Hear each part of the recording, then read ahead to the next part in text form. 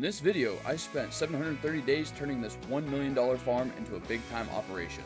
Over the next 2 years, I will experience what it means to be a real farmer. Will I succeed or will I fail? Keep watching to find out. And if you like content like this and you want to see more like it, be sure to leave a like and subscribe, and a comment always helps. That being said, let's get after it. I was waiting for reparations from like choking on a Dorito chip, get paid a lot of money, because we're here on a new farm here in Medicine Creek. But I want to get in here showing you guys around here on this new farm that I decided to, I guess, come up with, get it purchased, which cost a lot of money. I only got $50,000 left over, and it came with everything here, so hopefully everything's good. I haven't had a chance to look at it quite yet, but we are going to get out here and take a look around to see exactly what we got going on. There's an ad in the Big Iron page, and I decided that I should hop on this deal since I haven't been able to, get into farming for a little while, so I wanted to check everything out. And it looks like so far we got like a few things of equipment right out here for hay. Got ourselves a, an International 886 with a 2350 loader, K brand windrower right here, as well as the 535, I think what this is. Yeah, 535 John Deere baler. But we got our hay bind right here. Got a lot of things we got going on here that I think are going to pay really big with doing a little hay operation. And I think my favorite thing altogether is this little Alice Chalmers WD-45. I don't know exactly what I'm going to be using this for, but I think I'll just find some use around here on the farm for it. Could be used as pulling an auger around. If I really want to, I can make it pull the grain cart. Who knows? We'll come in here, check out the shop here, or I guess the cold storage building, and there's a lot going on in here. I mean, it looks like everything is divided from green on one side and blue on the other, but we have ourselves a 4455 John Deere tractor with a front wheel assist or modified front wheel drive, as well as a disc. I think this is a 630 disc or cultivator. And right here we have a, what is this, a 455 drill. This could come in really good use for putting in some wheat, some oats, planting grass, doing all that kind of stuff. So that would pay really good for getting hay done as well, and doing maybe straw bales. We'll see what comes on in the near future. I think this will pay really good. This will work out really nice for us. And over here on our blue side of the shed, we got a 850 bushel Kinsey grain cart. That is a, I'd say it's a big boy, but I'd say that's pretty moderate size for what we got going on here in this operation. And then we have ourselves, I think, a 12 row planter or a 16 row. Let me just jump over here real quick. I think, oh, what do we got? 1 2 3 4 5 6 7 8 9 10 11 12. So yeah, 12 row planter. We do have fertilizer tanks up here on the front, so nothing too huge, nothing too fancy going on. We are starting off kind of moderate with our size of the operation, which I'm not too upset with. I have $50,000. We have quite a bit of ground, so there's always room for growth. And we also have 3 grain bins over here, which is going to pay in really nice for good storage for putting in crops, soybeans, corn. We got 2 Quonsets here. Assuming because this one's got the power washer outside of it, this one's probably going to be our shop. Oh my goodness. Well, they say if it's red, put it in the shed, but here we go. We got ourselves a 2388 Case IH actual flow combine. Oh yeah, and we got ourselves 4-wheel drive on here, so that's going to come in really nice. Just in case it rains or gets a little muddy out there, we ain't going to get ourselves stuck, so that's going to be nice. And we'll check door number 2. Check out this Quonset over here. I think this is our truck and trailer. Got our mower, I think a 40-foot or 42-foot mower grain trailer right here. And I think I didn't pay attention when I walked by, but our Freightliner. Then over here, I'm assuming silage pad or place to put down bales. That way they don't have to sit on the ground. So it's a concrete pad pretty much right now. Looks like you drive up on it or drive around it, so that way we can get around here on the field. And because I came flying up the road a little bit too fast, I didn't have enough time to explain. So out here on my left, this is pretty decent sized pasture area. Should be able to fit maybe around 200 head of cattle up in here. So we also have a place to put some cows. Over here on the right side, we also have my house and little shed. I didn't know exactly what I want to put in there, but just in case, you know, something happens, I can always drop a tractor off over there if I don't have enough time, or just maybe get more pickups. Because I've been running around with this 1973 Ford Highboy for quite some time now. And if I remember right, I think this grain bin leg over here came with one or two of the fields I got that came with the farm. So I'm gonna go get these checked out real quick, see what we got going on, see if there needs to be some maintenance done on them, see what needs to happen. I think all in all, I think we are gonna have some pretty good long-term storage here. I think this would be a good place instead of taking it to like the grain bin elevator, the grain bin legs to sell. This would be something I would probably put it in for definitely a couple of years. Watch the market grow so that way I can get some more money, or you know, I could always pull out of it if I want to get some money in the future. But I just got done looking at my weather app, and I just remembered that we have some seed that we got to get picked up, and right now it is March 10 o'clock, so I think the field should be pretty much dry after letting all the snow melt away for the first part of this year. We do have rain in the forecast, so I think what I'm going to get going on is getting some oats planted. We're going to have to wait until probably about April, May time to get some, or probably about April. I'd say April we're going to get some planting done with corn, soybeans as well. And then later on in the year, probably around, I would say, July, August time frame, where I'm probably going to plant some wheat after we get our oats harvested and everything like that. But I'm going to get heading to the seed dealership, pick up my seed, head back, and I got to get some other things all ready to go so that way we can get this oat planted into the ground. Alright, so this is the amount of seed that I got. I don't know exactly if it's going to be enough to get all the fields that we need to get done with planting grass and oats, but I think we have enough fertilizer. I mean, we got about 1,000 gallons worth of fertilizer, but we only got 4 pallets of seed. Then we're going to bring up here on our little map here what we got. So we have the field here, which is the one that's to the left of the farm place or the home site, and then we have the field that's directly below it, that's right behind the house. And then we have the field that's over here that's just north of where the pasture is, or to the right of the home place. And then we have another field that looks like that's across the railroad tracks, which is right over here. A smaller one over here as well. And then we have this one that's been split up into 3 little sections, as well as another one that was just over there by that grain bin leg. I think these 3 bigger ones are going to be used. Well, actually, it's 1, 2, 3, 4, 5. These 5 bigger ones will most likely be used for corn, soybeans. I haven't really thought about what I wanted to use. This smaller one down here might be used as grass. Just haul hay up through this roadway, come up here and just drop it off over here by the pasture. But I think what I want to do is I want to do oats here on this one, as well as 64 and 63. Because I think, if I remember right, their soil types, they both are like a loam or a sandy loam. So the oats should grow pretty decent over there. But before we can get into planting those oats, I got to get all this equipment moved here. And I got to get the drill out from behind the disc. And so in order to do that, I got to move the 4455, move the disc, and then I got to unhook the disc and then hook it back up to that drill. I think one of the things I'm going to wish for when I become rich and famous is that I get a bigger pole barn or just a bigger cold storage shed. Because trying to fit all this stuff in here, if I get bigger equipment, is just not going to work. We're going to get this pulled out right here. I think what I might do is just see if I can put the old Alice to use here real quick. Hop on this beauty. Oh yeah, listen to her pop. I think this thing's like a 4-cylinder. There we go. Didn't want to go in reverse there. So yeah, 3 miles. Let's go. Alright. Well, one of 2 things are going to happen. We're going to pop a wheelie or be just fine. And look at that. Hooked it up to the top, or the little 3-point deal. Alright, there we go. Let's get this thing out of here. Or if we got enough hydraulic power in this thing to even unfold it.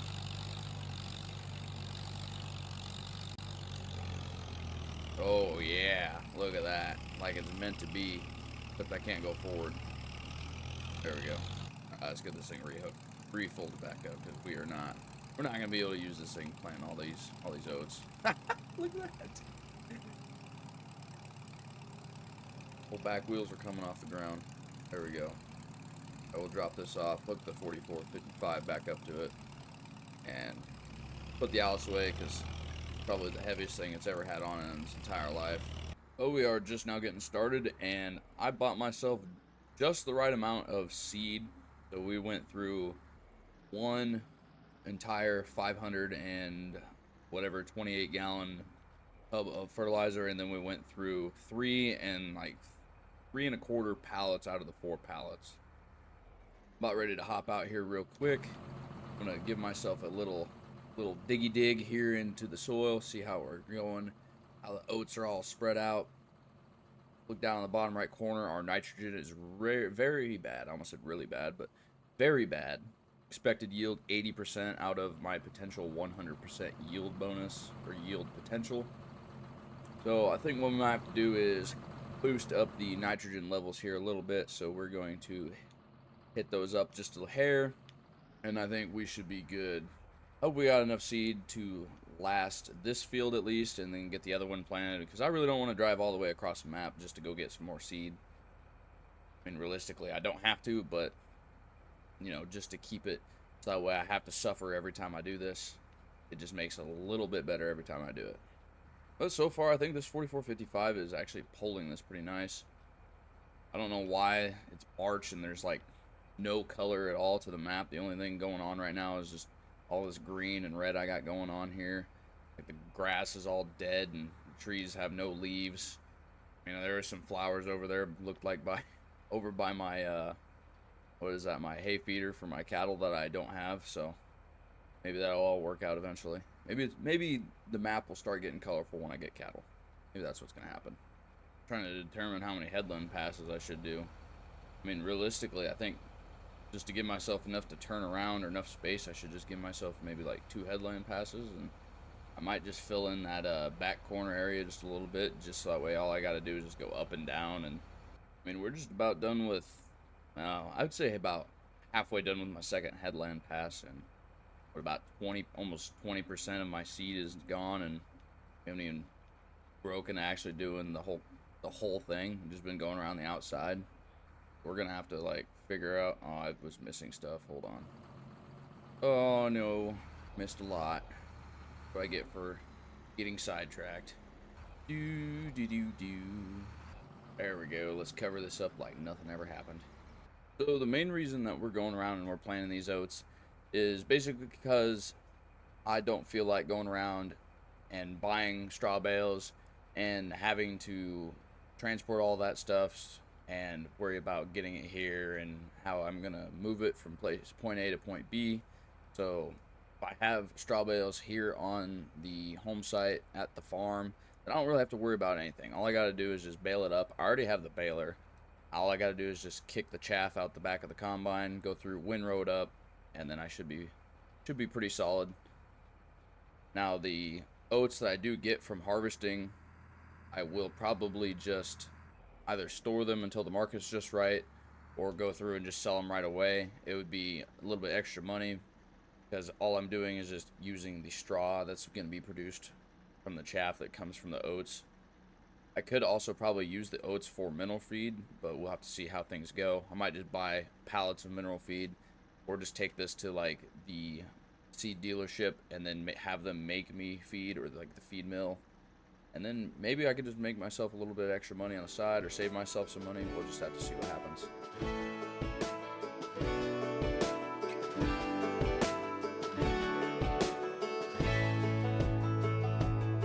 Man, I always had stories about the city life and the crazy nights. Figure I should probably give it a try. Maybe check it out, see what it's all about.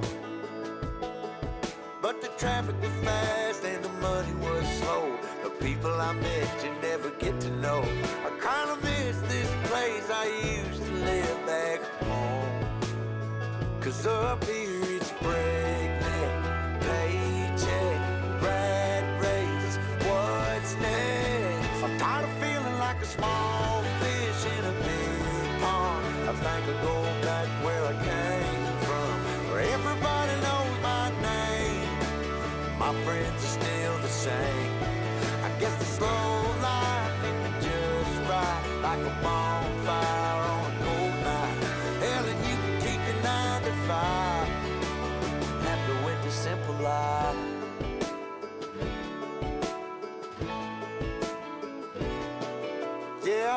ain't here to try to change your mind. I'm trying to save you time, in case you're thinking about breaking out the bucket list. Girl, you can skip this funny business, 'cause up there it's complicated and overrated. Down here everything is understated. That's alright by me. I got everything that I need, but there is breakneck, paycheck, rat race. What's next? I'm tired of feeling like a small fish. I think honestly that was probably my first time actually ever planting oats. I don't think I've ever took the time to actually go through harvest oats and actually do anything with them. I've always actually ever bought just bales for straw and then just used them like that. But I think altogether, I think that went pretty well.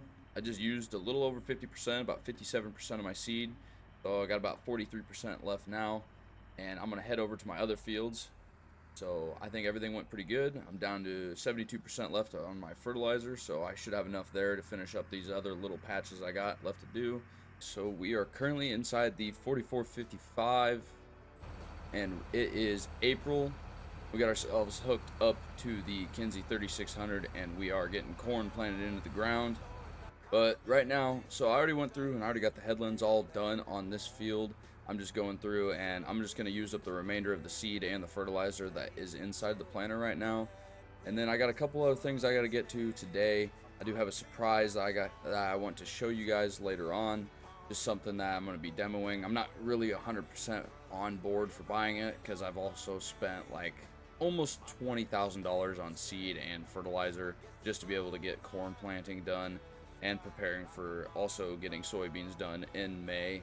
I haven't thought exactly if I'm going to complete them in May, because I might also finish the rest of my corn in May. I might start soybeans in like June-ish time, but I also don't want to wait too long, because if I wait too long, then I have to wait longer for them to dry out, which is just going to make my season run a lot later into like the winter time. Possible chances of getting snow on the ground, and then possibly getting like frozen crops, clogging up the header on the combine, and then just causing a lot of issues I just don't want to deal with. But for right now, I'm just going to go along. I have about 5.5 bushels of seed left in the planter and about 136 gallons of fertilizer left. I'm going to go until one of them runs out. I'm assuming it's probably going to be my seed corn. But after I get that run out, or after that runs out, I'm going to drop this planter off over at the farm, unhook it, and I'm going to get the tractor all washed up, cleaned up, so that way I can get something hooked up to it and then go through. I guess I should show you guys the oats that are coming in. So they're about, I'd say, 2-3 inches out of the ground right now. They're coming up. They're all bright and green, and I think they're going to be looking pretty good. There is some weeds in there that I do need to take care of, so there's a couple things I got to do. And then as far as planning for the rest of the afternoon, so it is currently 10:51 in the morning. I went through and woke up early and got these headlands done, filled up again, and then I'm just running out right now. But I do need to plant my silage field as well, because if I want corn to come up early just to cut it for silage or do something with that, maybe do some high moisture corn as well, I do need to get that field planted. Let's see if I can make it to the end of this row. I don't know if I will, and I'm already out. Darn. Alright. I'm going to get this planter all folded up, and I'm going to get heading back to the farm real quick. I think I should be able to drive while this thing is folding up without doing anything too destructive or too funny. Yeah, I think we're good. Drive across my freshly planted rows and break all seven law-abiding laws that just don't exist for some reason. But I think that one field that's all the way in the back, that smaller one, that if you guys remember from the last video that I brought up on the map, I think either that one is going to be used for silage. Oh man, hold on, let's just try to stay on the road here for a second. That one might be used for silage corn, or I just might use the one that's just right up here for silage. But this one's kind of a little bit bigger. I might just want to plant soybeans there. So I got a lot to think about there on that one. Alright, so right now what we're looking at is the oats that are growing here. And then all these taller plants that are in here are all the weeds that we got to get rid of. It is the same thing over at the other fields that I planted. But right now what we have going on with this 4455 is we have a 1200 gallon Best Way Field Pro 3 hooked up to it. This is what we're demoing right now. Not buying it, but we're just demoing it at this time. maybe might buy it in the future, who knows. And then what we got on the back of my highboy here is we got a pup trailer with a 2,000 gallon tank on the back of it that I went and picked up from the co-op. That way we can use that to fill up the Best Way sprayer. But we are going to go through in here. Looks like we got some deer out there munching on the oats already. But we're going to go in here, spray out all these weeds. I did have a little bit of issues going on with getting this sprayer hooked up. Like the controller for it was not really working too well. I don't know if something's going on in the cab of my tractor. But it did take us a little while to get it all hooked up. But I think we got it operational. I'm just going to go through and I'm going to test all these controls real quick, make sure that we have the proper movements. This is folding the sprayer. Let's see, let's unfold it here again real quick. Alright, well, anyway, there we go. So we're going to get this all going. Try not to tear up too much of my ground here. I do not have front weights on here because I'm trying to keep my ground compaction a little bit light so I don't trample out too many of these oats. We're going to go through and start spraying a lot of these weeds out of here. Make sure that I don't end up hitting the trees here in the corner. This shouldn't take too long. I think we have a 75-foot boom on here. I'm already into the trees over there. Kind of big oops. Might have to end up buying this anyway if I break it while I'm demoing. We're going to keep the angle like this so I can see what I'm doing over on that side. But as you guys can see, it is going through, killing all those weeds immediately. And because this has such a far reach on it, I don't see this taking too long. Probably get this field done because I do need to finish planting that one field I was on. But we're going to get this finished out real quick. See, I got a big patch of weeds over there.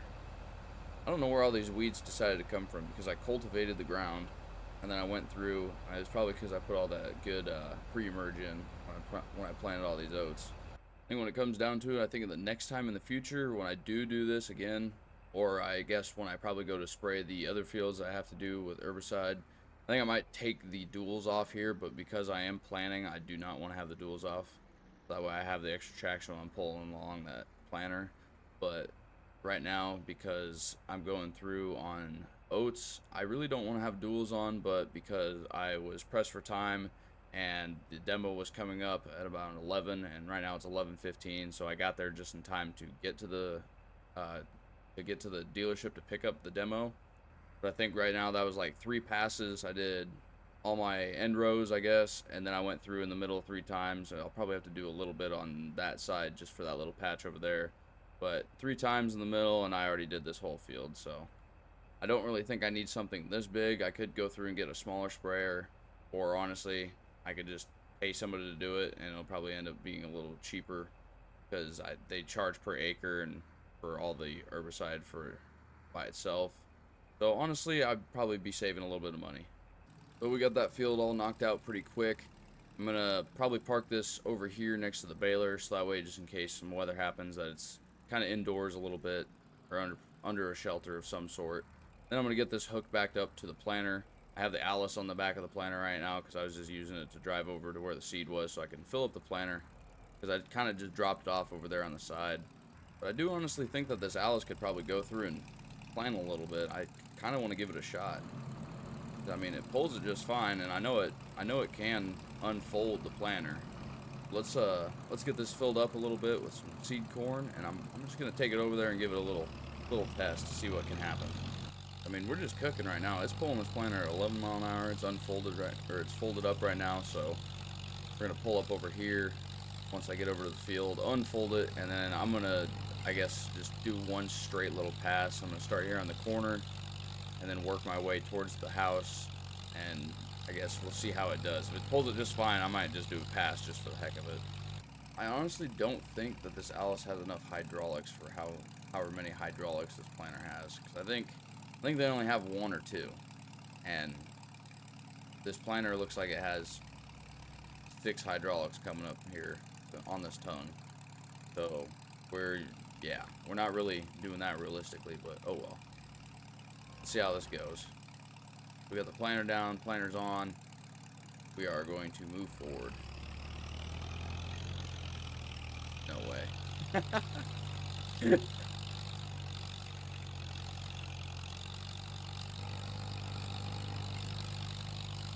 That is insane. I think that 4455 pulled this planter at like 7, and well, this Alice is pulling it at 5. It's honestly pretty funny. Oh, there we go. The planter's up. Let's make our way over here. I'm just gonna do one full pass, one down and back, see how this thing goes. Hey, if it works, it works. I don't really need the 4455 if I got WD-45. Get that planter drop down, and we are off. There we go. Just screaming away, chooching, got all that smoke going up there, ruining the atmosphere. That's what I like to see. I really don't want to do another pass back because this is honestly taking longer than I want it to. But, I mean, the fact that this is actually working is crazy. There'll be some old guys watching this and going to say, well, back in my day when we ran WD-45 Alice Chalmers, we were pulling 3-bottom blouse. Well, this is 2024, man. Sorry to tell you, but tractor is like 75 years old. I think they were made in, I think they were made back in like 1949, honestly. So this tractor's pretty old, and it's pulling a 12-row planter. So if it ain't broke, don't fix it. And I guess props to old equipment. One stretch all the way down, and we're gonna finish off this little piece right here, and then I'm gonna take this old girl back to the farm and put her up, and probably need to change the oil, top it off with some fresh coolant, and I guess give it about a week off to rest because this thing's gonna be tired. Probably gonna blow up on me the next time I go to use it. See, that was definitely a lot of fun. What I like about being able to run my own farm is I can just do some fun things like that. Like, who in their right mind would just stick a WD-45 Alice Chalmers on a Kinsey 3600 12-row planter? I mean, honestly, I like to have fun with it. It makes time go by a lot faster. Plus, now I guess you could say I durability tested a WD-45 and it withstood a 12-row planter, which was kind of fun. But we do have a lot of work that we do need to get done. So, all jokes and fun stuff aside, I got to finish getting this field done. I do need to give the co-op a call. I think they do want me to run a test plot or at least a couple test rows in one of my fields. So I got to set that up probably next month because I want this field to get done first, and then I'm going to start worrying about everything else, like getting soybeans done, getting the rest of my corn planted. I do need to figure out what seed I'm going to use for using silage corn. I'm probably just going to go through and use like DeKalb or probably Pioneer or something cheap, something that I can really just expend and not really care too much about it. But when I get done, all the way done with the end of this row, I should be able to see across the railroad tracks, or at least across where I'm at right now, and see the other oat field that I got. I'm going to see how much weeds we got growing over there. I'm assuming it's probably about the same that was in the other field that we just got done spraying. So I'm going to plan myself, after I get done with this field, I'm going to finish up spraying my oats, and then I'll probably be done for the day. I'm going to give a couple phone calls, and that's all that was on my agenda.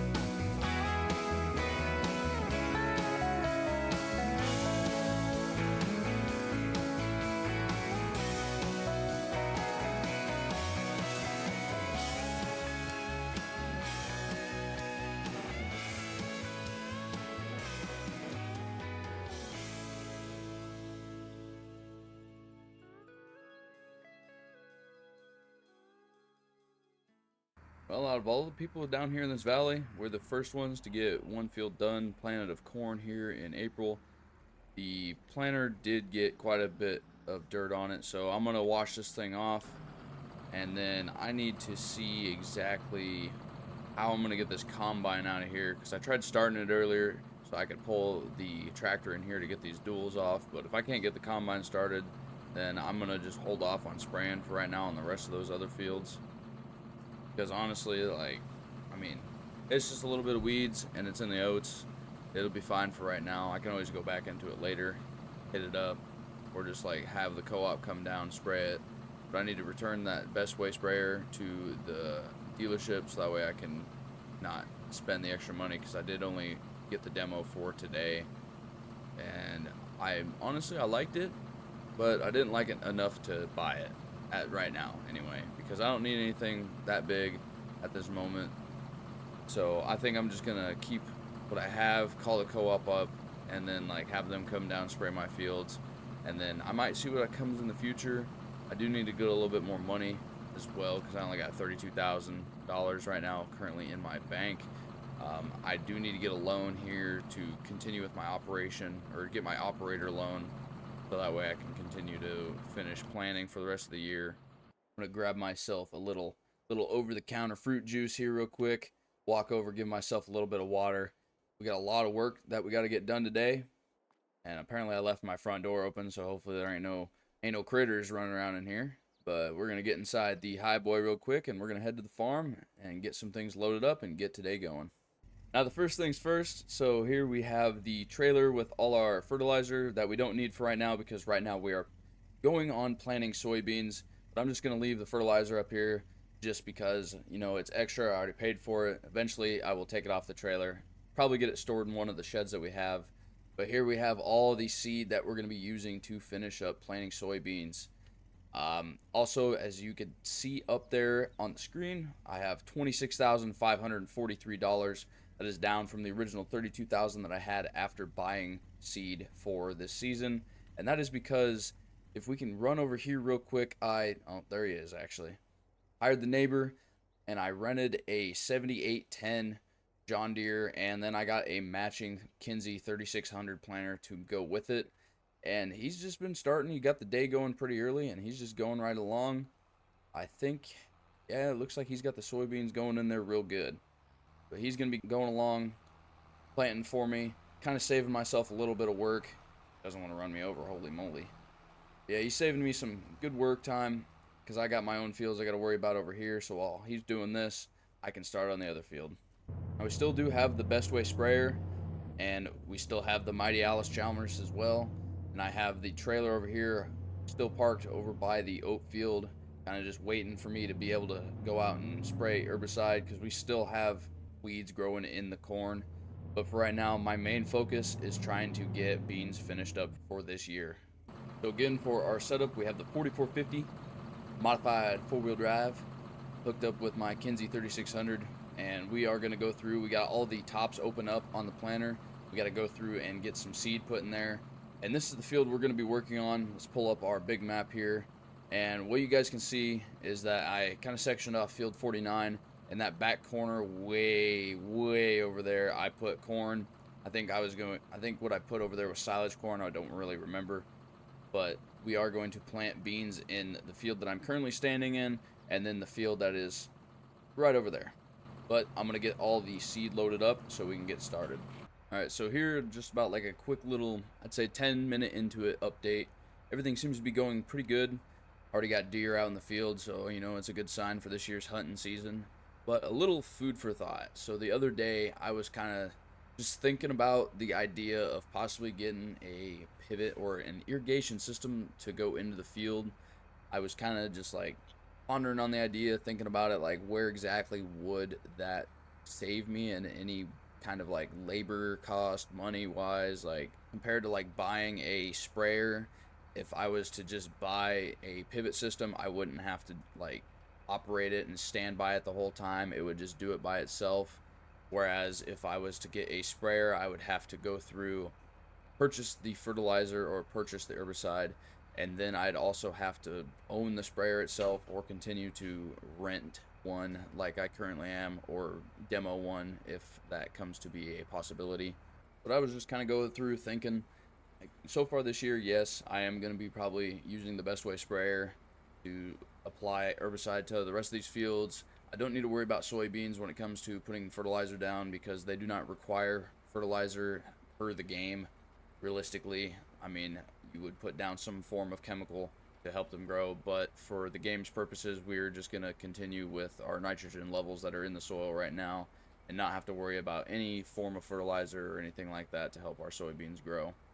But back to the idea of the pivot, I think that in the long run, like, I think 27,000 or so dollars for a pivot that would kind of do a circle in here. It wouldn't exactly hit all the corners or every necessary edge of this field that I would need, but it would hit the very vast majority of it, and I would still get a decent amount of yield out of these fields if I was to do that. But we'll have to see what next year brings, because I don't really exactly have enough money to go out there and be buying pivots for all my fields. I would like to get a pivot on every single one of my fields, or at least the bigger ones, like the one that's at the farm that you currently can't see because of the big pile of dust coming from behind my planter. But I'd like to get one there at the farm, and then I would like to get one here. Right now we're sitting about 17.3 bushels. Actually, I probably shouldn't say points anymore, but we're sitting about 17 bushels right now in the planter, about 28%. I know it's not completely close to being empty, but because I have plenty of seed to go through, I'm just going to go and fill up real quick. And I think my neighbor is almost done over there in that other field. I'm going to give him a call, probably have him go start on the other field, because I got to get the duals off of this tractor, and then I got to get started on getting some spraying done. So I'm going to get this filled up real quick, give him a call. We'll finish this field out for sure, and maybe, depending on how far he gets started into the other one, we'll see if we can give him some help. Also got to think too. So right now, the biggest tractor that we have on the farm is, I mean, biggest and I think the newest. I'm not really sure when the 886 came out, but so far all I know is that this 4455 is a like mid 80s kind of tractor. It is a pretty good tractor for what it is, but also at the same time, if I'm looking to grow this operation into something bigger, I would have to upgrade. But also, there we are with more money. I might have to make a loan to be able to purchase better equipment than what I have, and in the long run, I think it would pay off, as I would be able to pay off most of the loans every year. But then I'd be looking at something where I would have to keep this up for about 5 years in order to pay off the loan. What I could do is get a bigger planter. I think all I have is like a 8-row corn head, so instead of upgrading my equipment or upgrading my tractors, I think getting better implements and better corn heads, bean heads, and stuff like that would pay off a little bit better, because I still can use, I think, up to a 16-row planter. I did see a 1725 no-till that was coming around somewhere up here for sale. Don't know exactly how much they want for it, but I think that this tractor would have enough horsepower to be able to pull it. I'm also really just a big fan of the older equipment. I've used a lot of it before, and I just like how it looks.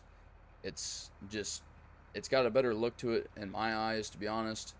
I know that like the power rating for it isn't exactly what really needs to be there for really big operations, but I do think that I could still use this tractor for probably a couple more years. It should be able to pull the grain cart just fine, and I also do have that international, so if things come to it, I can always just put a bucket mount on here, so that way I can use this to kind of like deal with feeding cattle, and I can also use it to plant with. But then I would have a lot of attachments that I'd have to keep track of, and then I'd have to also take off for every season, because right now I also have to use this for pulling the sprayer, so I already have to take the duals off of this. But if I was to get another tractor, then I could take the duals off this one, leave them off, keep them as like a spare, and then worry about the other tractor.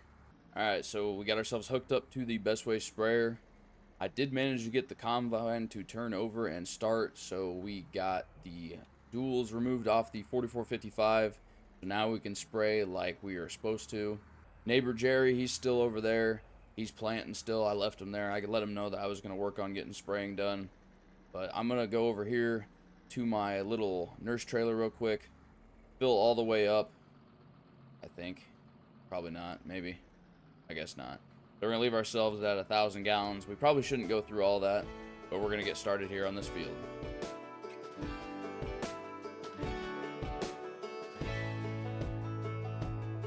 Man, I always had stories about the city life and the crazy nights. Figure I should probably give it a try. Maybe check it out, see what it's all about. But the traffic was fast and the money was slow. The people I met you never get to know. I kinda miss this place I used to live back home. 'Cause up here it's breakneck, paycheck, rat race, what's next? I'm tired of feeling like a small fish in a big pond. I think I'll go back where I came from, where everybody knows my name. My friends are still the same. I guess the slow life hit me just right, like a bonfire on a cold night.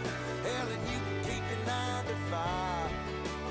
Happy with the simple life.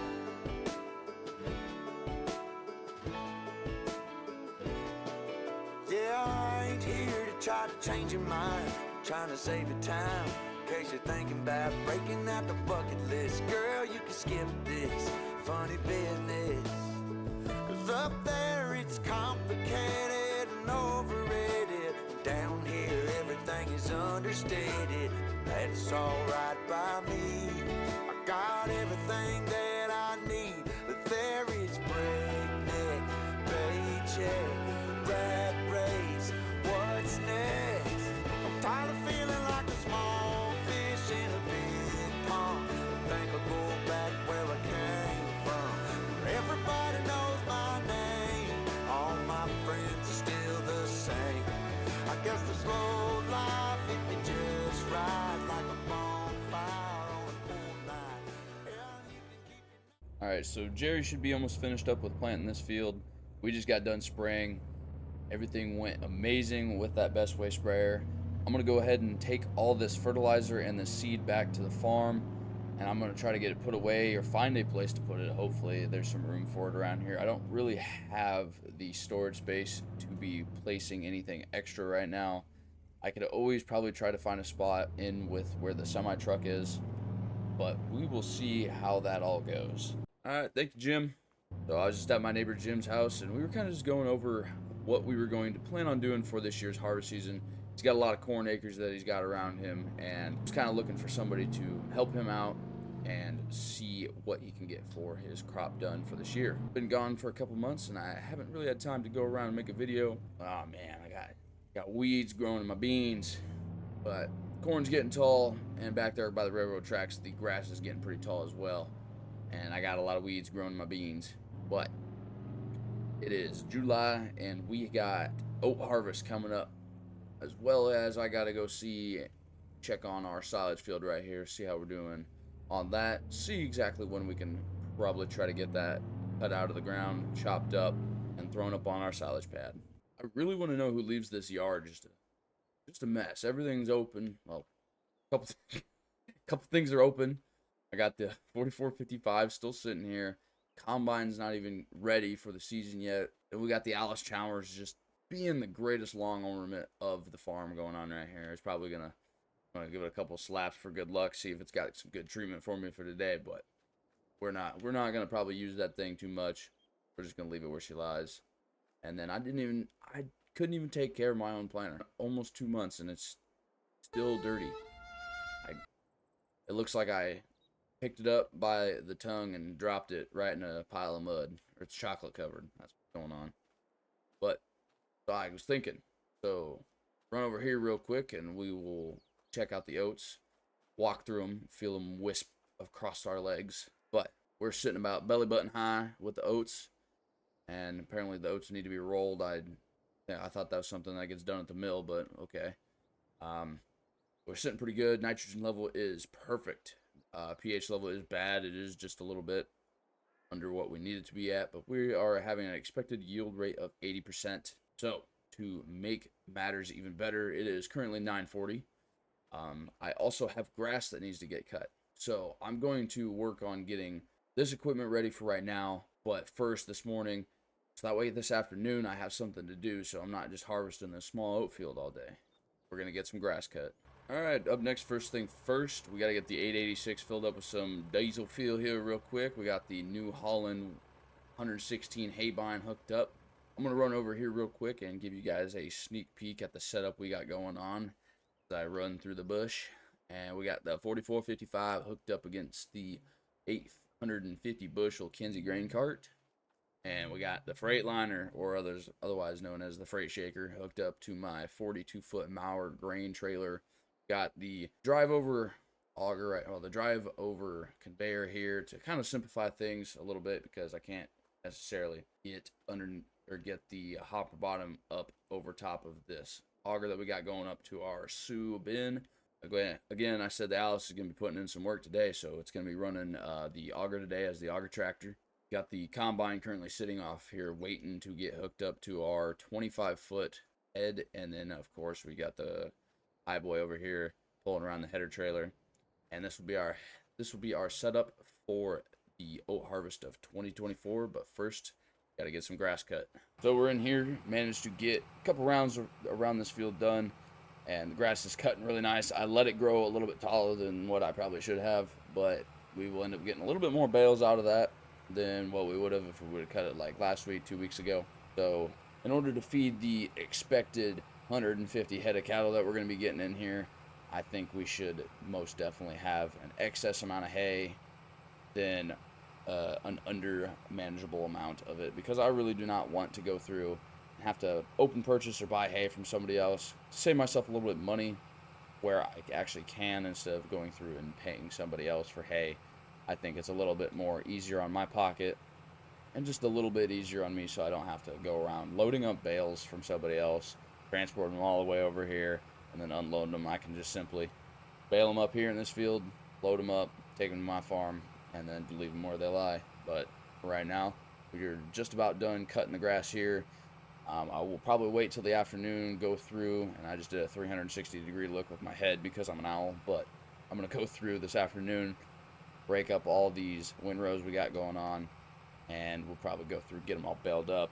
But I'm just giving a little time, let the oats dry out for today. I'm not in really a big hurry to get those out of the field.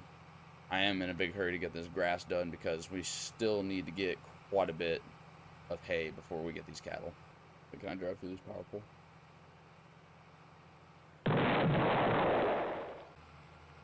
Alright, so we are almost finished up here in this one grass field.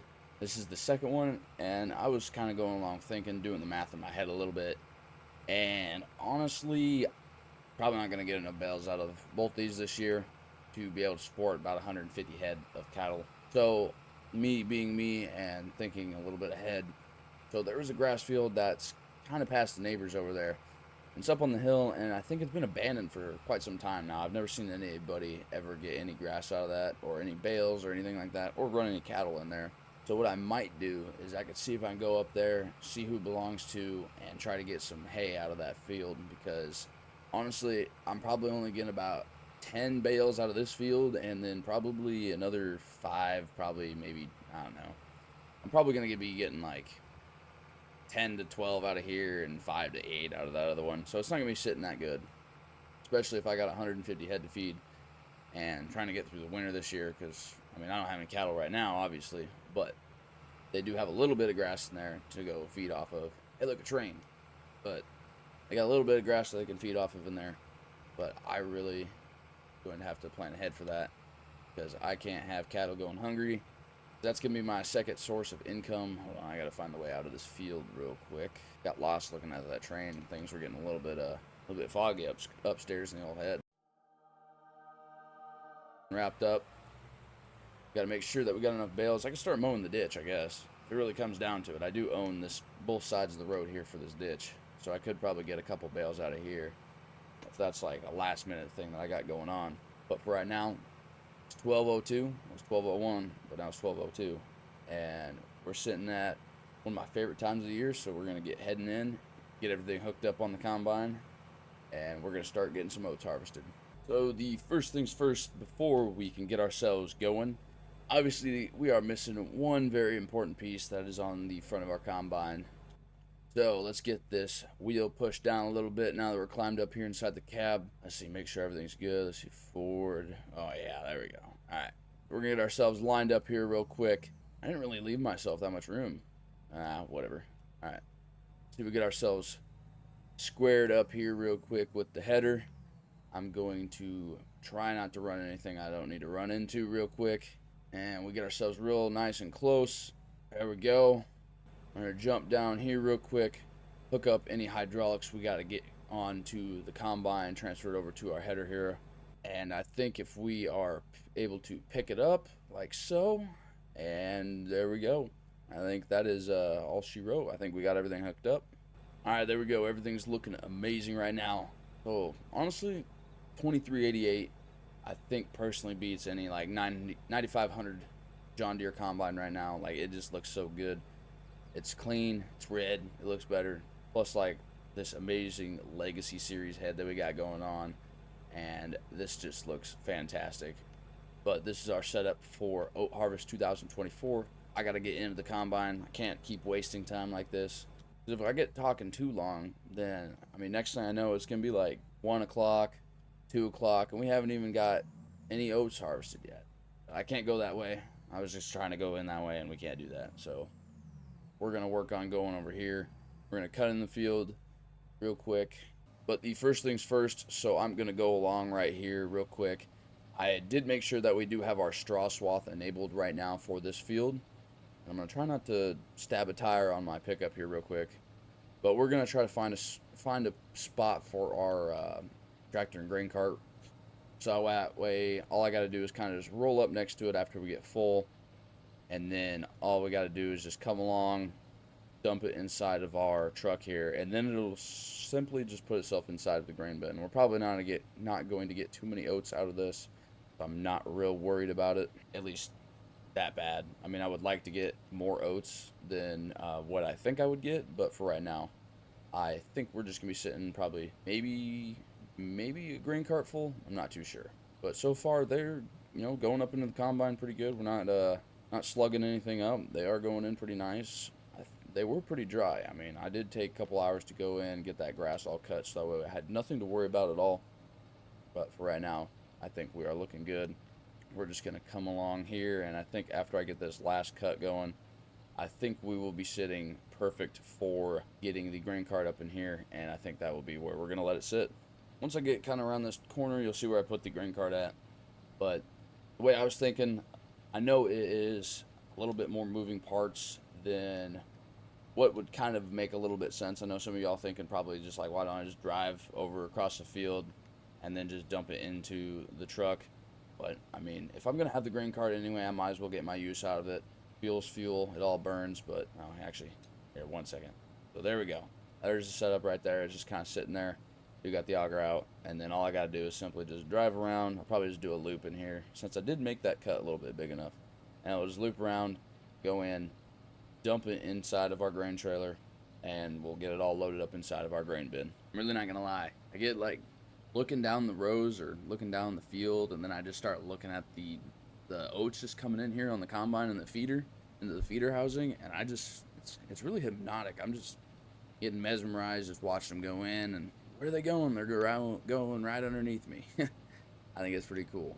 But all in all, so I did end rows on the far side, came through, got 2 passes in. I'm just going to scoot off this little bit right here because I don't want this little tail. Whoever said 4 miles an hour in this header and this combine is crazy. Because first off, nah, I want to go 7, maybe 8. I don't know. Who knows? Maybe I want to go 10. But for right now, we are going 4 miles an hour. And holy moly, this is going to take a long time. We get the header shut down here real quick. We're going to loop ourselves along and get the first bit of oats dumped here inside of our grain cart. So we got around 235 bushels just off that, so I think we're getting a fairly decent yield. We're obviously not going to have near enough to probably put inside of a grain bin than what I want, so we're probably just going to go ahead, straight up sell these and go from there. I don't think it's really worth it to put them in a grain bid just to take up a whole grain bin space just for having like probably I don't even know, probably about 1,000 bushels of oats when we could fit 12,000 more bushels of something else inside those grain bins. All right, so about a quick update, about a quarter of the field done here real quick, and I'd say that right now our good average is we're bouncing somewhere in between about, let's say, 89 to 93 bushels per acre, which I think we're doing pretty good. You know, I did miss a couple spots with spraying and getting our fertilizer put in the ground, but hey, we are doing pretty good. And I will say that moving 4 miles an hour is kind of a, holy moly, that is a slow process, but it is allowing us to get a good cut on our oats here. We are just chugging right along, getting everything done. We almost got, we're about 70% of the way full. We're sitting about 203 bushels right now currently in the grain tank, and I've only gotten the one load dumped into the grain cart, so we're sitting pretty good, making pretty decent time. We've only been at this for about, I think I started around 1 o'clock if I remember right. I don't really remember, but we're making good time, going right along. Now I will say that I did hit a spot over kind of on the other side of the field where it was a little rough. I think it was just like a little bit of water that was kind of like sitting there. Didn't exactly get dried up because we did get rain probably about a week ago. So I did have a little bit of a problem going through there. But I will say for straw bales, I think we're sitting pretty good. I mean, we are going to get quite a bit of straw out of this field. I mean, I've been running the straw swath the whole entire time. Just got a random little bit kicking out the back right there. But hey, it wouldn't be a normal time farming if something random didn't happen like that. But going to go through after we get done with this, probably let it sit. Once we get done with getting this field completely all cut out and get the oats sent to the grain bin leg to sell, then we should be good. But we're probably going to go through, get all this all baled up, so that way we got all of our straw bales sitting around. That way, in preparation to get TMR for our cattle, and if we have to sell any later on into the year, then of course I already got them ready to go. But once I get this little patch done, we're going to dump what we have into the grain cart, and then we're going to probably finish up the rest of this field. And already the deer are out there scavenging around for what little bit of oats we kick out the back of the combine. But hey, sorry for them, we got ourselves a case, so we don't have a John Deere, so we're not losing too much out the back end of this thing. But I do have to say, I just 100% admire this setup. This thing just looks amazing. This mod is great.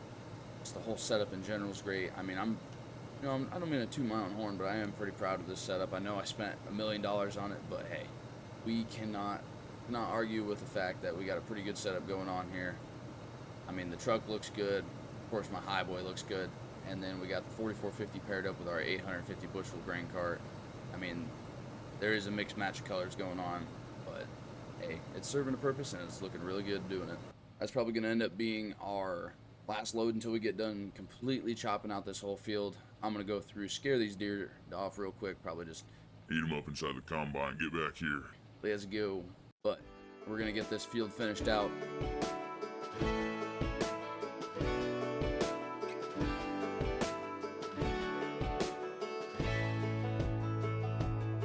Man, I always had stories about the city life and the crazy nights. Figure I should probably give it a try. Maybe check it out, see what it's all about. But the traffic was fast and the money was slow. The people I met you never get to know. I kinda miss this place I used to live back home. 'Cause up here it's breakneck, paycheck, rat race, what's next? I'm tired of feeling like a small fish in a big pond. I think I'll go back where I came from, where everybody knows my name.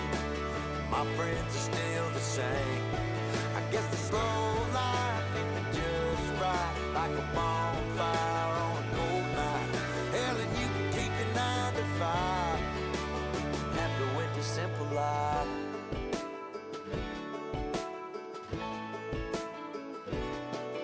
Yeah, I ain't here to try to change your mind, trying to save your time. In case you're thinking about breaking out the bucket list, girl, you can skip this funny business. 'Cause up there it's complicated and overrated. Down here everything is understated. That's alright by me. I got everything that I need, but there is breakneck, paycheck, rat race. What's next? I'm tired of feeling like a small fish. Alright, so this is going to end up being the last part of getting this oat harvest done, as I'm going to bring this header over here real quick behind, back where it was before. And I haven't exactly gotten everything back to where it was originally, but I mean, I also have a while before I got to use it all again, so I'm not in a real big rush. Let's see here, make sure we get the right piece selected here, get that header cart taken off. And it is about 4:11 p.m. on this beautiful July, and we're gonna get ourselves, let's see, I'm gonna run over here to the truck real quick. I'm gonna not put the grain in this grain bin. So we ended up with exactly 1,001 bushels. So, hey, pretty good. But we're going to end up probably storing this along here real quick. And I'll probably go in, sell it at a later date. And I can't use my mirrors. Whoops. But we are probably going to go through and get this sold at a later date. We'll get this all tarped up. We'll probably wait a couple months or so before we go in and sell it. Or whenever we got to use this truck. But before it gets too late today, I do need to go in and I'm going to start getting some of that hay baled up. I'm probably going to rake it up first and then we're going to get it all baled. But we are going to keep on cooking along here, getting all this hay raked up. And I'm going to go through probably early tomorrow morning or later tonight, get it all baled up. And then we're going to let it sit for a little while before we end up getting this taken all out of the field. We're probably just going to end up storing it along the fence line by the pasture. So that way all I got to do is just grab and go with one. And then get it put into that hay feeder over there once we get cattle. But that is all into the future, and I don't have a time machine, so I really can't do that right now. So I'm trying to get a head start today.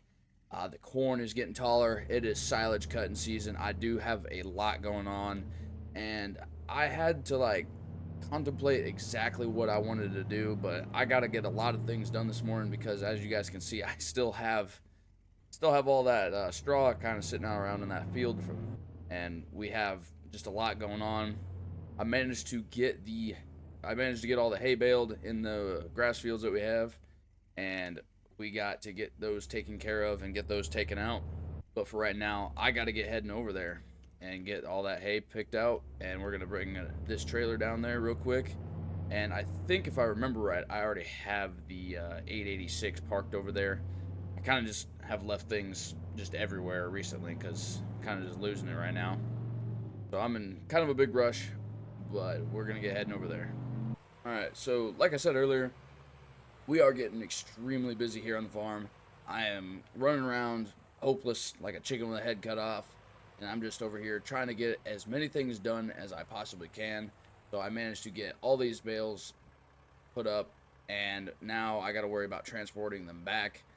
One of the big things that I got to worry about is making sure that I can get most of them back and within a timely manner, because later on I'm supposed to be having one of the neighbors come down and he's going to be running the silage chopper for me while I am going to be running the silage truck, or basically just the truck that is going to be getting the silage put into it. And then as well as I'm going to have to level out my silage pit as well, and worry about all that stuff. But right now we're kind of worried on getting these bales on without making too big of a mess and making sure that I smash everything kind of like the right way. But look at that. That's how we do it. We're going to hop out here and kind of just see how we got everything going. So, alright, I can push this one on just a little bit. I think we have about, I think it was 19 or 20 bales total out of this whole entire field. So not too many, or not this whole field, but both fields combined. So not too many, but just enough where we still have a decent amount of work to do. That is just kind of one of the reasons why I am in a hurry today. I mean, honestly, I could take my sweet time. Oh man, I kind of almost tipped over there just a second. But anyway, so that's kind of why I'm in a hurry. I just want to get all these hay bales out of this field so that way I have nothing left to worry about for hay wise until, probably September when I go to cut hay again. Because I also need to worry about getting all those straw bales out of that field as well. Alright, so here we are getting ready to load up the last bale here out of this field on our trailer here real quick, and I can't really see above me. Earlier I tried loading up not one, but two bales at a time, and that was a pretty big disaster. Like I almost fell forward, and the tractor almost got extremely damaged. And well, I learned my lessons on that one. We're not going to do that again. But we are now loaded up. I think we are a little bit off center, but that is all right. I think we should be fine just there. I'm going to put the bucket down real quick, throw the ratchet strap over that last bale, and then I'm going to get transporting this trailer back to the field, or back to the farm, excuse me. Get this shut down here real quick. And yeah, we are a little bit off center. I did put it on there too far, but hey, that's fine. We'll get this strapped down, and we are looking good. We have, I think it was 2, 4, 6, 8, 10, 12, 13 bales out of this field, and then I think there was like, what was it, 6? Yeah, 6 out of the other one, because we have 19 total. Math. Come on now. Yeah, we got ourselves a little bit of squat going on here. Not too terrible. It is kind of hard to control because I do have all the weight in kind of front of the trailer. I did mess up. I thought I was going to have a full trailer load, but that's all right. We're just going to take it nice and slow coming in. And I think what we'll do is we'll just kind of come in here, and I'll detach the trailer real quick, run back, grab the tractor, so that way we can unload the bales, and we'll just put them over here in the grass, kind of on the side next to this field, and then we should be able to just take them, pick them up, go through either the gate down here or the gate down there to load up the bales in the feeder, and whenever we get cattle, we should be able to get them fed. Alright, we are just getting ready to finish up here. I am now currently offloading the final 2 bales here on the trailer. So right now it is almost 10 o'clock, and again, another probably late start, and probably going to be a late night tonight, because we still have to get about, I would say, 60 to maybe 70 acres of silage still cut out today. But I'm not too worried about that, as we are going to have some pretty decent machinery that we're going to be able to be using for today that I am renting. But other than that, we did manage to get all our bales back, so that is a plus. After I get silage done, I will need to start getting some of those straw bales taken out, or actually start making straw bales and then moving those straw bales out of that field, so that way we can go through and start getting some tillage done in that oat field that we got done. But for right now, we are getting ready to put down the last bale out of all the grass, and then probably repeat the process for the next 3 months until we can no longer get any more hay bales out of that field due to it being winter time. I think to make things a little bit easier, I'm just going to end up probably leaving this tractor over here for right now. It doesn't need to exactly go back in the shed, so we're just going to let it sit right next to the bales here. I'll get everything shut down, and we will be back. So we got the gooseneck unhooked. I'm going to be heading to the dealership, and I got to go pick up a tractor that I'm currently going to be renting for right now. I think I got a 7810, if I remember right. We are going to be renting that with a silage blade on it to help compact our pad down with all of our silage. But I'm going to head over to the dealership, pick that up, and then I will finally get some other things prepared, and we'll see when the chopping crew comes over, and I'm probably going to be running truck for most of the day, but we are going to get that ready. This is kind of a cool little setup we got going here. I actually kind of like this a little bit. So the 7810, we got duals on here with rear weights as well, and then we have the silage blade with the attacher up on front. Of course, we got to get the flashers going while we're being a slow-moving vehicle, moving about 26 miles an hour. But this tractor is going to be sitting at the pad, and then this field off here to my left is going to be the field that we are going to be drawing all the chaff out of, or cutting all the chaff out of, more or less. And I'm going to have to be driving to and from the pad, dumping off this, and then after I get a decent pile going, I'll probably have to hop out of the truck and then push it over with this tractor and use the blade. But for right now, I mean, we're making pretty decent time. I've been having to play like the hurry up game for a little while. Mostly my fault because I've been kind of behind on getting all my work done. But we're going to let this sit here, put the blade down, and well, there we go. And we should be good. I did get the call that the guys are sitting there waiting for me at the field, so I'm going to start my walk over there. Got to go all the way down my laneway here, and they are sitting over there kind of by the grain bin. All right, so I'm going to give a quick little rundown here on the truck that we're going to be using. So we have a 340 Peterbilt straight truck with a JBS silage wagon on the back of it. I think this also can be used as like a manure spreader as well. But we have the silage extension on top, as well as we got the whips going on. You know, of course, we got to look cool while we're doing it. For some reason, the smoke coming out of the stack is about a foot away, but that makes sense. And I did get the call. They're sitting there waiting for me. But right now, I think that this truck is looking pretty good, and I cannot wait to get to use it. The RPM gauge is backwards. That makes sense. So here's our guy that's going to be running the silage chopper. I'm going to run in behind him for the first pass, so that way I can kind of get around here. Try not to run over any corn, but we're going to be following him kind of close until we get this first pass done.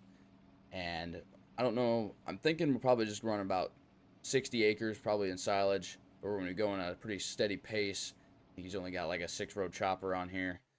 But as far as that, I mean, so the whole point of us having all this silage is when we go through and get these cattle this fall, be able to feed them through the wintertime, we do need to create some TMR so that way we can go through and get them fed. I'm going to have to probably put a feed bunk out there in the field so that way they're able to have some way to get food, because right now there's only a bale feeder, and that grass in that field will probably not last them through the whole winter, so we got to make sure that we have enough silage to be able to get them fed. Maybe check it out, see what it's all about. But the traffic was fast and the money was slow. The people I met you never get to know. I kinda miss this place I used to live back home. 'Cause up here it's breakneck, paycheck, rat race, what's next? I'm tired of feeling like a small fish in a big pond. I think I'll go back where I came from, where everybody knows my name. My friends are still the same. I guess the slow life hit me just right, like a bonfire on a cold night. Hell, and you can keep your 9 to 5. Happy with the simple life.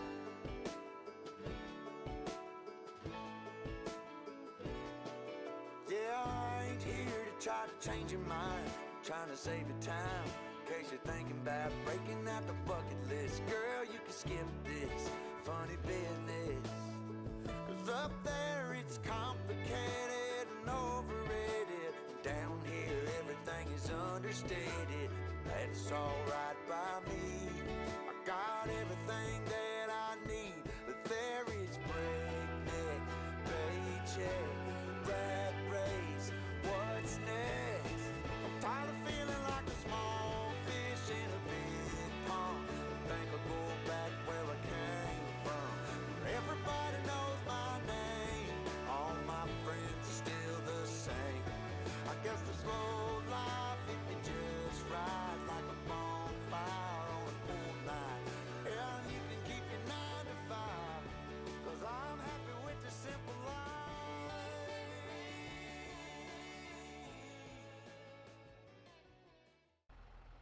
Alright, so finally after a couple of hours, I would say, we have now officially got everything compacted here with our ground bunker or our silage pile, or our ground silage pile, or whatever you want to call it. So after I got done going through and getting every bit of silage that I could out of the field, so I went through and did probably about a little over a third, maybe close to a half of the field that I did was cut out for chaff or silage. I had to go through and blade it all up, and I got a decent pile going on. It just goes up a little bit, and then it's just kind of straight across. I think it's compacted enough. I drove around. I probably did like 400 circles around here, down, back, up, down, left, right, whatever you want to say. But I think we should be good and ready to get this thing tarped up.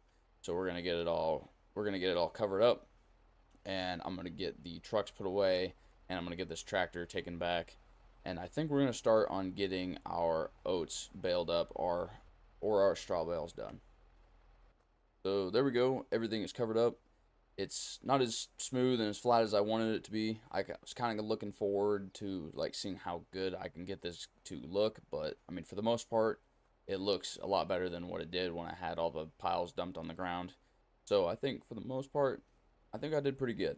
And you guys can let me know what you guys think, if you guys have ever done a ground pile like this before, like some of the problems you ran into. Like for me, it was all, of course, like when I would run it over trying to compact it, like the little bit that we have down here on the bottom that kind of came up underneath, that's obviously not going to get turned into silage at all. But I also had the issue where I was going along and it would filter off to the sides. I think the next time I go to do this, because I have a decent pile like right here too, still in this like bush, but I think the next time I'm going to go do this, I think we're going to add walls to our bunker here, so that way we kind of have like a whole bunker going on, but we'll be able to drive through to be able to dump the next time we have to do this. But just to prevent the chaff from kind of just like spilling over to the side while I compact it, we're just going to have walls put up in its place. But I'm going to go through and I'm going to put some late hours in tonight, finish up getting all these bales done out of this field, so that way I can work on getting tillage done for this end of this year, so that way I can work on getting something else planted here. I might do some more grass, because we are going to be needing some more grass bales. I'm going to go ahead and head into the kitchen here real quick and get myself my cup of coffee poured, get my morning started. And I think the power must have went out because the microwave reset to 12 o'clock. It is 8:44 in the morning, and I guess I must have lost power last night. Kind of explains why my phone was only at like 15-20%. Grab a couple of these over-the-counter fruit juices. I probably should put these in the fridge so that way they could stay cold, but I guess I'm not thinking too much on that one. And for some reason, the dog that I don't have has a, or I'm panning for gold. I guess I don't know what I'm doing. But we're going to get heading outside, and we're going to get today started. And must be a ghost in the house, okay. But I guess I got the light shut off. Get the door open here real quick, and we're going to get today started. So, first things first. Actually, second things first, because this is going to be a little bit more important. So, it looks like the sail barn came through and dropped off the Titan West loading chute that I had asked them to bring by. So this is going to be really important here, probably today at some point. I am going to have to get this moved over to this location over here, but that is something I'm probably have to do with the International with the grapple bucket on it, and that's going to be a little bit of an ugly story we're going to be doing. I wonder if, and this thing looks nice. Brand new almost. I wonder if they put that in my charge account. But now, the second thing first, or first things first now. If you guys look, I'm going to bring it up here on the screen for you guys, but now currently I have negative $200,000. Get this pickup all started up here. And I know what you are probably thinking is, what the heck did I buy? And, well, I kind of ask myself that same question every day, like, what did I buy? Because sometimes money just disappears, and I don't know where it came from, where it went, all that fancy stuff. But I am going to firstly get this loading chute moved to where it needs to be for right now this morning before we get going into anything else, because that's a little bit more important. So we're going to get here into the 886 International. Make sure my well, let's see, bucket's working. Looks like it's working pretty good. Let's see, is it open? Good enough. Good enough. Almost said something a little bit un-PG there for a second, but whatever. But I'm really curious on how this is going to work.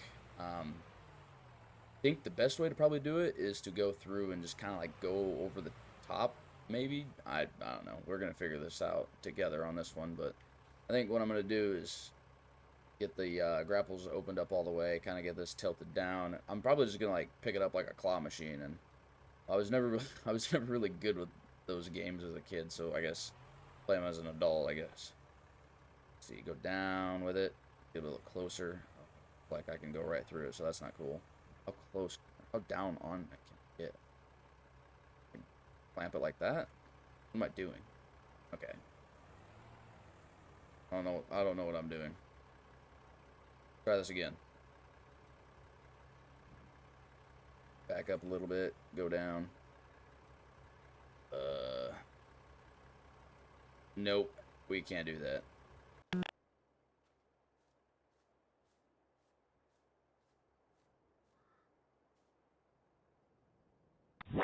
there we go. So now the Titan West chute is in place. We're not going to talk about how I got it there and how strong I am as an individual, but that worked out perfectly. Yeah. Let's get this international put back, and we're going to continue on with our day. I think the corn's looking pretty good. It's getting tall. It is September, you know. It's about that time where it's going to get ready to dry out, start turning that amazing golden brown, and beans are looking pretty good. And I got a lot of weeds going in my wheat, or my oat field. Not my wheat field, my oat field over there. Now that we got most of our little morning chores out of the way, I have the Freightliner currently. Right now, we're going to be heading down the road. I'm going to head to the, brain fart. I'm going to head to the co-op real quick, and I'm going to go pick up a trailer, and we're going to get that hooked up to this Freightliner. And then I'm going to be making my way to the animal dealer. There should be a couple guys sitting there waiting for me, as we got a convoy that we're getting ready to go get started. So I'm thinking they're waiting on me, so I got to hurry up. Alright, so like I expected, these guys are currently waiting for me. It looks like they're all loaded up. Three nice looking trucks sitting here, some pretty shiny cattle pots. But we're going to go ahead and get ourselves backed up to this chute, get ourselves loaded up. I think I'd have to check with these guys on what they got loaded in here, but I think I'm going to be taking some Angus cattle. Let's see if we can professionally back ourselves up. Since I can't use the mirrors, we're going to semi-professionally back ourselves up perfectly up here. And, oh yeah, like it was meant to be. Alright, let's see what these guys got all loaded up. Looks like this guy's got some limousine cattle up here, and is got the John Deere paint scheme going on here with an international. That's kind of funny. And then, holy moly, we got the Pimpin' Pete's of the group over here. We got a cab over. Of course, they left their, I think they all got their marker lights on. So he got loaded up here. He's got some Angus. And then, let's see what else he got loaded up here. Some more limousine cattle. So yeah, like I thought, or like I was saying, we're going to be loading up ourselves here with some black Angus cattle. And we are going to get heading back to the farm.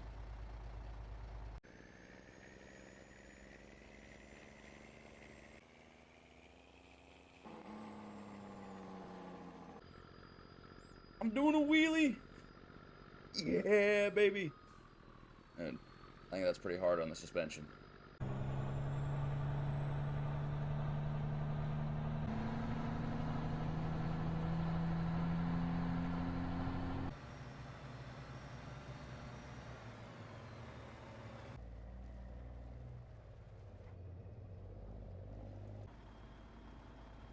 All right, girls, get off that cattle pie. Hip, hip, hip, hip, hip, hip. Right, so 100 and, I think it was like, I don't know, whatever 48 times 4 is, 192, I think, 192 head, 100% successfully brought in here. I think we'll run up to this one right here and give it a big old slap on the forehead and say, good kitty, look at the kitty. Oh yeah, it lays down too, yeah. Well, this just makes me have a lot more work. But now we got these guys all unloaded. I got my truck over here. I got to end up taking this trailer back to where I got it from. I'll talk with these guys a little bit and tell them what a great A-OK job they did.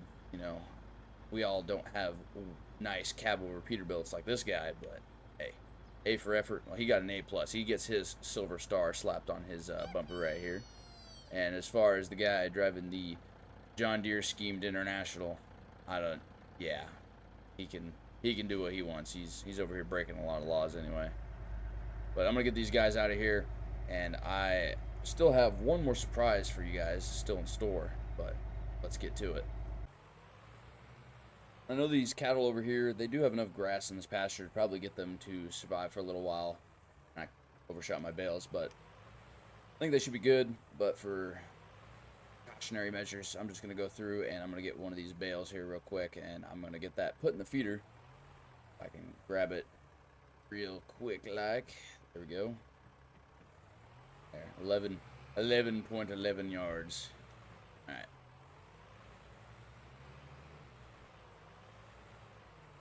Barn fence. What the heck? There we go.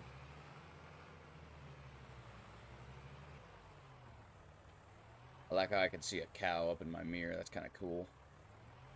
Pretty nice. But let's get this bale put in this feeder. really careful, like, because I don't want to smash this thing, because these things are expensive, and I don't want to have to pay for it. And, well, okay. Well, it just disappears like that. Cool. So one bale for 192 head. We'll see how long that lasts. Probably till about noon, I would assume. I mean, they don't look too hungry. They're not really running towards the food. Looks like they got enough nice, sweet grass here in this pasture to feed on. They got enough trees to rub their backs on. Hey, girl, how we doing? But I'm going to get out of this pasture real quick, get this gate shut up, get this, well, yeah, we'll move this chute out of the way after I get out of here, and then we should be good. Well, that was pretty exciting. Got this, got a lot of stuff done so far this morning. Got 192 head of cattle put into pasture on my grass field here. I'm going to be heading to the house real quick. I got to make a few phone calls because, well, you guys didn't notice, we're really behind in the hay bale department. So I'm going to go inside and make a few phone calls. I know there's a neighbor down the road that's got a pasture that has nothing in it. And I can go ahead and, well, I haven't heard from him, but I'm assuming it's okay for me to go in there and cut some hay out of there. But let's get that taken care of real quick, and I'll be right back. Oh, guys, bad news. He said no. But because, you know, I wouldn't be driving this Ford F-250 high boy if I wasn't willing to break a few laws. Like, well, a couple of the good ones that are illegal today, but that's fine. But before we get into that, and possibly getting arrested today, I got a big surprise. that's going to be waiting for us at the farm when we get up here. And I'm just going to say that These cattle over here, that only cost me like $148,000 or $140,000. and obviously the other 60,000 that put me at negative 200,000, well, let's see what we got. All right, so let's get started. So the 886 has been an amazing tractor and has gotten us, well, not that much done, but has done a decent amount of work around the farm here. As you guys can see, it is dirty, but I have a surprise, and drum roll please. Once I snap my fingers, it'll disappear. And boom, look at that. Right here is a brand new edition, so a 100% like probably 15-year upgrade from that 886. The only thing close to the 886 is this, the 890 loader that we have on here. But this is a Case International Magnum right here. This is part of the, I think, the first series of Magnum tractors, but this is a 7120 with an 890 loader and a matching, this is a Case grapple bucket on here to go with it. So we are matching all the way around on the whole case. We do have the four-wheel drive modification here. This thing is just a beautiful looking machine, and kind of just striving to make this farm a full operational Case deal. I think it's looking pretty good. Let's get this pulled out here. I don't know why I shut it off. Well, let's get this thing started so we can hear the engine run while we're outside. We got front fenders. We got duals in the back. We have, I mean, not a paint scratch on it. You'd almost think this thing is brand new, never been used before. This thing is going to be putting in a lot of work, getting some hay done. I think, well, this kind of just makes this a little bit of a overkill, but I think in the future we'll probably get ourselves a better hay bind, because this thing's from like the 70s. But if it ain't broke, don't fix it, so we're just going to keep rolling with it until it ends up eventually breaking on us, and then we'll probably just get a new one. But so this replaced the 886, so we're going to be getting some bales and some more hay done today. Like I said, we're going to be doing some sketchy things, doing some illegal stuff, and kind of just robbing some grass out of some guy's field. But hey, what else is he gonna know? And then if we come over here and we look, that's the combine. Huh, where did I put it? I could have swore I put that thing around here somewhere. Let's wait. I think I hear it. Oh man, check it out. Look at that, 280 Case Magnum. Like I said, the farm is starting to become a red farm. So what I went through and did, before I give a rundown on this tractor right here, I went through and we sold off the 4455 and we sold off the 886. And originally I was going to go through and just get the 7120, but I had some problems with the 4455. Well, actually, so the 4455 I was going to make my baling tractor, and I was going to completely get rid of the 886. So this one was a complete spontaneous buy, but the guy at the dealership really was striking me a good deal, and I couldn't turn him down on that. He was just saying, like, if you're going to have this tractor as red, then you might as well just buy this one over here. And gives it a good old slap on the hood. And I just told myself, I'm like, well, you know, he's got a point. But, so the 280 Case Magnum, I mean, This thing is going to look really good attached to our Kinsey grain cart. But I think just for some grins and shiggles, I think we're going to go through and eventually we're going to get ourselves, I think, a Brent or J&M grain cart, and we're going to make it green. And then eventually, you know, through the course of going through, I mean, we'll probably keep this, the sewing machine that we got here, and then we're probably going to keep the disc because, you know, red looks good while it's pulling something green. But let's get this combination pulled out here real quick and kind of show you what this year's harvest setup's going to look like. I think we made a good choice. I mean, this is a good looking tractor paired up with a good looking grain cart. I think we're going to try to get an 875 bushel grain cart this year, just so that way we can, you know, maximize our grain storage speed and getting things taken out of the field. I still haven't taken the oats out of this trailer, but it's September and I don't think the market's going to be looking good for oats until like around December, November time. So we still got a little while to wait. But this is the two surprises that I had in store for today. One of them was kind of just a last minute deal, but I was going to go ahead and buy this one anyway. And we were just going to try to like convert stuff or upgrade a little bit more on the horsepower range. So that way we can end up getting bigger planters, bigger discs and stuff like that for this next year. But now that we got everything introduced and all that taken care of, we got the 116 or the 11.6, what I don't know what you want to call it, but the haybine hooked up. I'm not even going to call it by its name, but the New Holland haybine, we got it hooked up. We're going to get heading to the field that we're going to be going cutting the grass, and we're going to get that taken care of, and I will get back to you when we get there. Alright, so I've gone around and almost, well, just about completed about 2 passes here in this field, and so far everything's going pretty nice.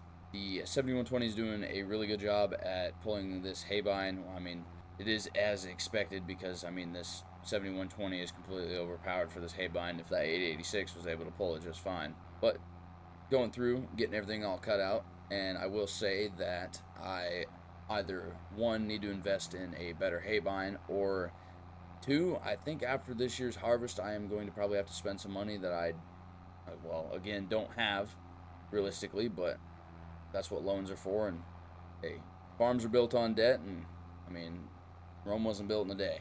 So, man, I'm already kicking up mud. Yeah, this field is a little wet. I mean, it's not my field, and I like staying here down in this bottom part of the valley because I'm not up next to the highway and I don't have to worry about unwanted eyes seeing me. But for the most part, I think we're yielding pretty good. We've gone through, and I mean, this is now my 3rd pass, so we're doing pretty good, and we're making some pretty good time at that. My favorite song is playing in a Broadway bar. Then you walk in and you're all alone, the hottest in the room by far. And you look up and our eyes lock, and my heart falls straight out of my chest, baby. Your lips and your sweet smile, let me kiss it till I die. For the rest of our lives, yes, you and me were meant to be. For the rest of our lives, drop your guard and take a ride with me, 'cause you got what I want, oh, and I got what you need. For the rest of our lives, it's gonna be a done deal, just wait and see.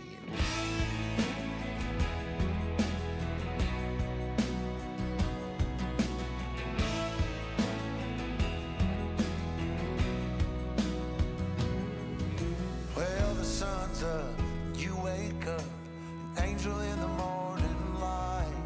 And I don't ever wanna leave, the bed's messed up just right. So we make love and we make plans, and God knows that I'm all about it.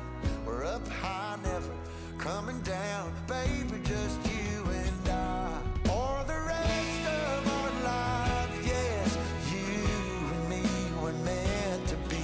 For the rest of our lives, drop your guard and take a ride with me, 'cause you got what I want, oh, and Kind of get ourselves turned in here. We're gonna have to go really slow because I think we're gonna have to get like a rear weight on the back of this tractor, because I mean, I think 2 bales is a little bit too much for it. I guess they weigh a little bit too much. But we're gonna start creeping our way through. There's no cows by the gate, so we should be able to get away with not having to shut the gate until we leave. Plus, they're not really gonna leave because I don't think they have figured out where the gate's at, and plus they see me bringing in food, kind of all wonky like, but we're making it work. Get ourselves brought up here. We're probably gonna fall forward on our face. Yep, just like I thought. All right, well, let's collect ourselves here just a second. All right, get this raised up and open up the grapples a little bit. Drop all the bales. Well, that one decided that it wanted to get fed. What about this one? Play the claw machine real quick on this one. Let's see here. Come here. There you go. Go get you put in your home. On. There we go. Whoa. Looking all over the place real quick. There we go. Alright. There we go. Cows should have enough hay to get them through the night. I'd say it's pretty good. We're going to get out here real quick, get this gate shut up, and take this tractor, get it all parked up. I'm going to probably wash it off. Probably gotten a little bit of dirt on it since we started using it. Get this gate shut real quick. There we go. Wow, it opens faster than it shuts. That's crazy. There is a lot of deer out tonight. Just kind of want to like run them over with the baler and see what happens when they get all sucked up in here. Oh shoot! Crap! Hold on. Oh shoot! Yep, that's the farmer. I gotta run. We're leaving the tractor behind. A few inches later. Alright, it's just a little after 9:30 right now, and we're making our way to the field so that way we don't end up getting caught by the farmer. He still has not figured out that we went through and cut all that grass. So, it is my favorite time of the year. Leaves are starting to change colors on the trees, and the corn's starting to turn golden brown. So you know what that means? It is time for corn harvest season. Now, I have accumulated quite a bit of debt during this past couple months, so hopefully, fingers crossed that this can kind of relieve a lot of that stress that has kind of happened because of that. And the other night, almost ran into a situation with the farmer. That would have been a disaster. I guess I got to move my tractors around first before we can even get the combine out. Good thing they're a case, they still start on the first try. But anyway, like I was saying, so we went through and we got most of our hay all baled up out of that one field that we were kind of just snatching out of. And we didn't run into any problems after I kind of like ran off and hid in the trees. I ran off and shoot for like 3 hours, 4 hours. It sucked. I didn't get back late that night. It was pretty bad. But thankfully we didn't get caught, so we had nothing really to worry about there. What am I doing? Where am I driving this around at? Hold on. I'm trying to park it or somewhere, and I'm like, no, I'm gonna get in the way over here if I do that. Here, we'll just leave it right here. Screw it. Be good.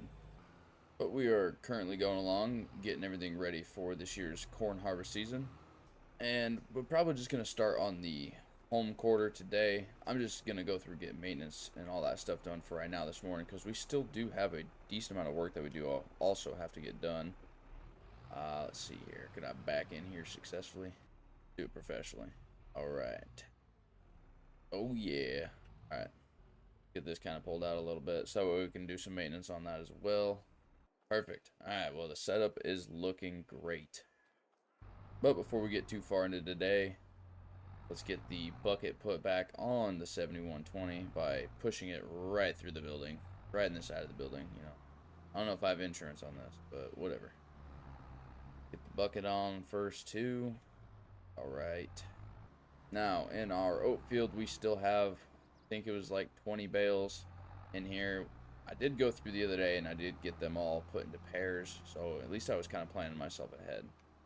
Kind of made the work a little bit easier.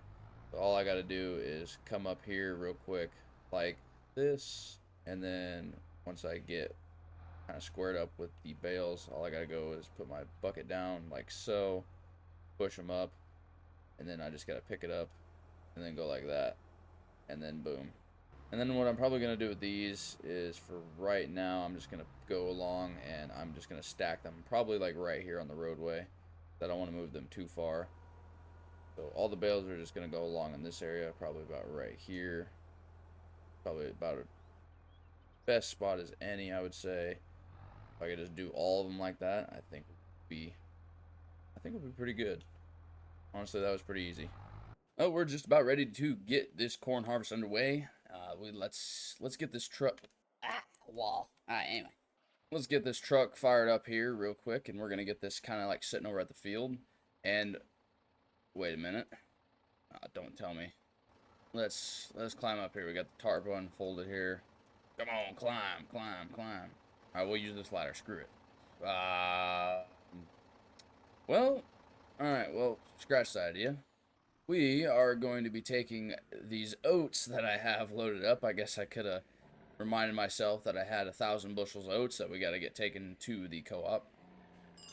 I did such a great job on stacking all those bales up.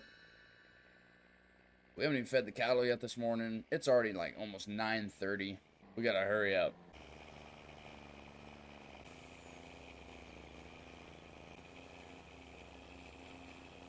Oh, there we go. We just got done getting that load of oats unloaded there, and we got $34,993 plus a $1,377 environmental bonus score.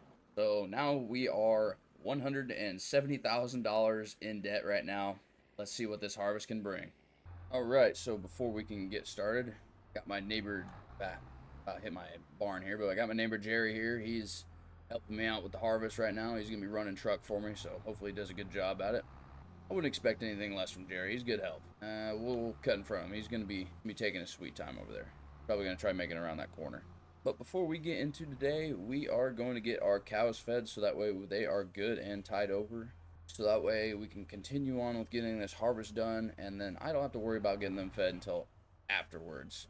But right now, let's get this bale here on the... Why are they so heavy? I just got done moving like all those other bales. There we go. Moved like 2 oat bales or 2 straw bales at a time, and this one's like giving me a lot of problems. Get ourselves inside this gate here real quick, and there we go. I guess it opens that way. How we doing, girls? All right, where's this feeder at? So that way I don't run into it. Right there. Almost overshot it. All right, there we go. Perfect. The cows have been fed. Look at all them happy cows. I'm just a happy cow. I'm just a happy dog. A bunch of dogs out here. All right, because I don't see an issue with this, we'll just park this right here because I'm gonna end up having to feed the... Oh, actually, we'll just put it up by the bale, so that way I know it's out of the way. But since I am going to have to feed the cows later after harvest, we'll just leave this sitting right here and call it good. I'm not starting the engine. I'm not using it. And then before, never mind. She's like, yeah, the gate's open.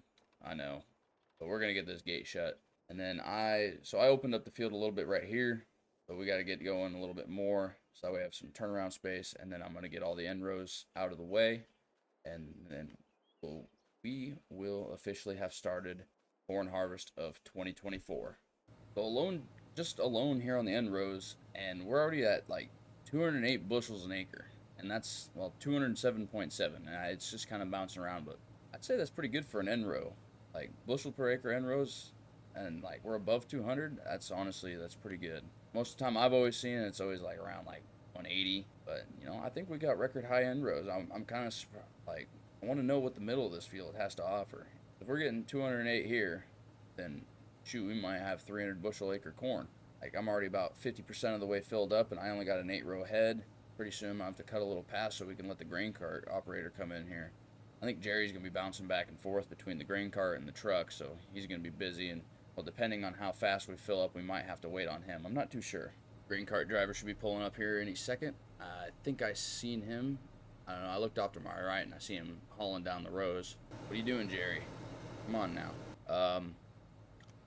Jerry, the auger for the combine's right here, man. Hey, what are you doing? Get back here.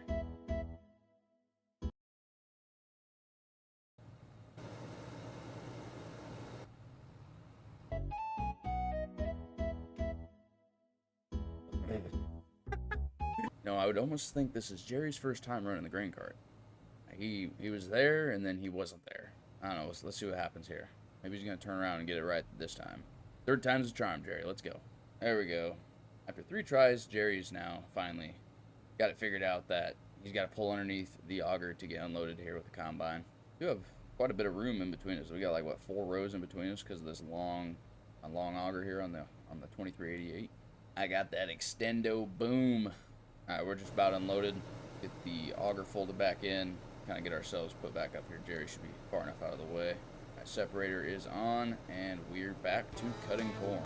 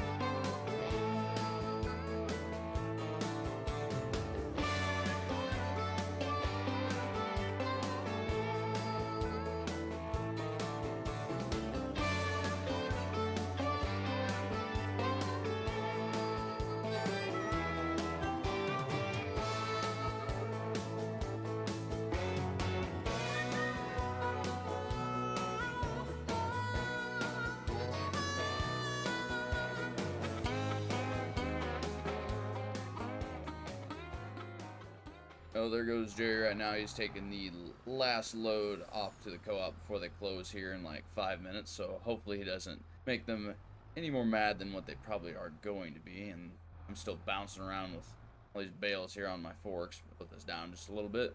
So there's good news and then there's bad news. So the I guess the good news first is that, hey, at least we still have one more field of corn left. And well, the bad news is that we only made it to, well, after I think Jerry gets done taking that load to the co-op, I think we'll be at around negative 115,000. So we didn't quite make it out of the negatives, but we still have one more field left, so that means that we still have a chance. Plus we have soybeans. You know, I'm just trying to get out of this debt that I have, I guess, before the end of this year, and then I have to get another loan to operate for next year. Jeez, well, that's not good. Let's see what we can do here to stop this from happening real quick. I think one of these should just fall off in there like so, and it disappears. Oh yeah, baby.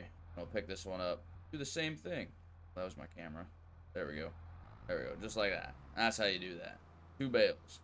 Cows are fed. Oh, almost ran you over. Alright, but we are going to get out of this field, or get out of the pasture real quick, and try not to take my fence out. Let's get this gate shut.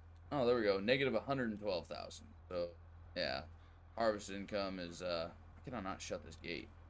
Oh, gate almost got me. But since it is the cover of darkness, we're going to be just in this field right now where we got done putting all those bales in for the farmer that I know that didn't exactly give me permission to do this.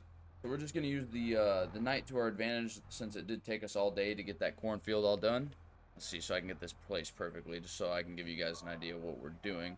Basically, I'm just going along and I'm just pairing the bales up like so, kind of leaving about a 1.5 foot gap, and then I'm going to go along, pick them up in the pairs, and then load them up on the trailer probably in the next couple of nights, I would say, since I don't want anybody to notice that we're down here. Actually, hold on. I honestly shouldn't even have my headlights on or any lights on, so that way we can be real extra, like, cautious and safe about this, because if somebody sees me down here, oh man, am I screwed. We're probably going to have, like, Hawaii 5-0 on us or something, like, Johnny Law is going to come down on me, and it is not going to be pretty. Well, I might have, yeah, let's throw this back where everything else is. Landed it, bottle flip, you know what I'm saying? But, try not to throw the chair. Anyway, I did not make it out of debt, which, sadly, there is, you know, I have more chances. Wait, actually, nah, you know what, screw it, I don't know. Let's see, where's my pickup at? Oh, ooh, I forgot about that, actually. So, quick update, I went through, and jeez, this was so many bales. I got them all loaded up. I was so scared. Like I went and rented this trailer, this Lizard Logistics. you know, I got the little lizard up there, you know, looking all nice, but there's a 50-foot trailer and I had to rent it because I wanted to get all those bales out as fast as possible. So a friend of mine went through and hooked me up with a trailer, and I went and got all those bales out of that field the other day. And let me just say that I don't ever want to have to do that again. It was just a lot. Goes back and forth, up and down, left and right, and all that fancy stuff. But we're going to go get the hungry cows all fed this morning and get this chore knocked out of the way. And then probably later on this evening, this afternoon, we'll see what the day brings. But we are probably going to get all those bales off that trailer so I can get that back to my friend. Where's the... Gosh, the gate just wants to take me out. I'm just a happy cow. But let's get this bale and this feeder here real quick. I think the cows are doing good. They should be... Well, I don't remember exactly how long until they should be calving, but they should be calving soon. Bale disappears as usual. Brown cow gets up and says, "There's food in the feeder? Oh my gosh, it's time for me to eat." Get this out of here real quick. And we'll probably just park this up along the side here. Get it out of the way so that way we don't have to worry about where the truck's at. And fancy doodads knocking on the wood and stuff. Oh, it's make sure we put the bucket down. But anyway, guys, so we finished up this field over here. Missed some corn, a little bit, not too much. 760 bushels, my bad, not 766. 760 bushels left in this truck. So we're going to get this truck taken over this field. So after I got done unloading those bales, I went and got this field all opened up and everything ready to get going for bales and ready to get this field knocked out of the way, so that way most of our fields are all done. Now, one of the issues that I did find with this field is that the moisture level of it was actually a little bit more than what I wanted to, and it was actually knocking my my bushels per acre down quite a bit. And so I'm probably going to basically just get this truck filled up. So I got enough, got 365 bushels in the grain cart, which should be enough to get the truck filled up. Let's make sure we get like far enough over. There we go. But it should be enough to get the truck filled up. And then I'm going to probably take this load of corn to the Galt Co-op, which is just down the road. Make sure we got everything kind of going in right. I don't know if it's going to be a full load or what the deal is, but maybe. I think we got a full corn load to get the back end of this thing all tarped up. But anyway, like I was saying, so this field is a little bit too high on the moisture level. I went through and got it opened up, so it is, you know, the end rows are out of the way. But if the end rows still have a high enough moisture level, and they're usually the ones that are usually dried out first, and it's usually the center of the field has the most moisture in it. I kind of don't want to know what the middle of the field's going to bring, because I feel like that's just going to be a lot of moisture that I don't need to deal with. So I'm going to go in and I'm going to get a test on my other cornfield. So I have like a small little like 40-acre patch that has some corn in it, and we're going to get that all tested here in a little bit. So I'm going to go in, grab a little sample out of it. I'm not going to use the combine because I don't want to have to get some corn in there that I'm going to have to clean out. Because I think I'm going to start switching over to beans here, because it is middle of November, and corn, you know, I can go all the way till December on harvesting that. But there we go. Just got done unloading, and $19,479 plus a $843 environmental score. So now we are currently bringing our debt out from the negatives. We're sitting at negative $92,745. So that's looking pretty good. But right now we are going to get the header set down on the header cart. If I can get it all figured out here real quick. There we go. Right here is about center-ish, somewhere right here. Get that dropped off right there. And then I'm going to wrap around here on probably this other backside. I don't know exactly. I don't know if I'll have room to get that header out. Okay, yeah, I should. I'll just hook this up to the back of the combine, pull it out a little bit, kind of get it set off in like the center of the yard. I'm pretty sure I do have a hitch on the back side of this.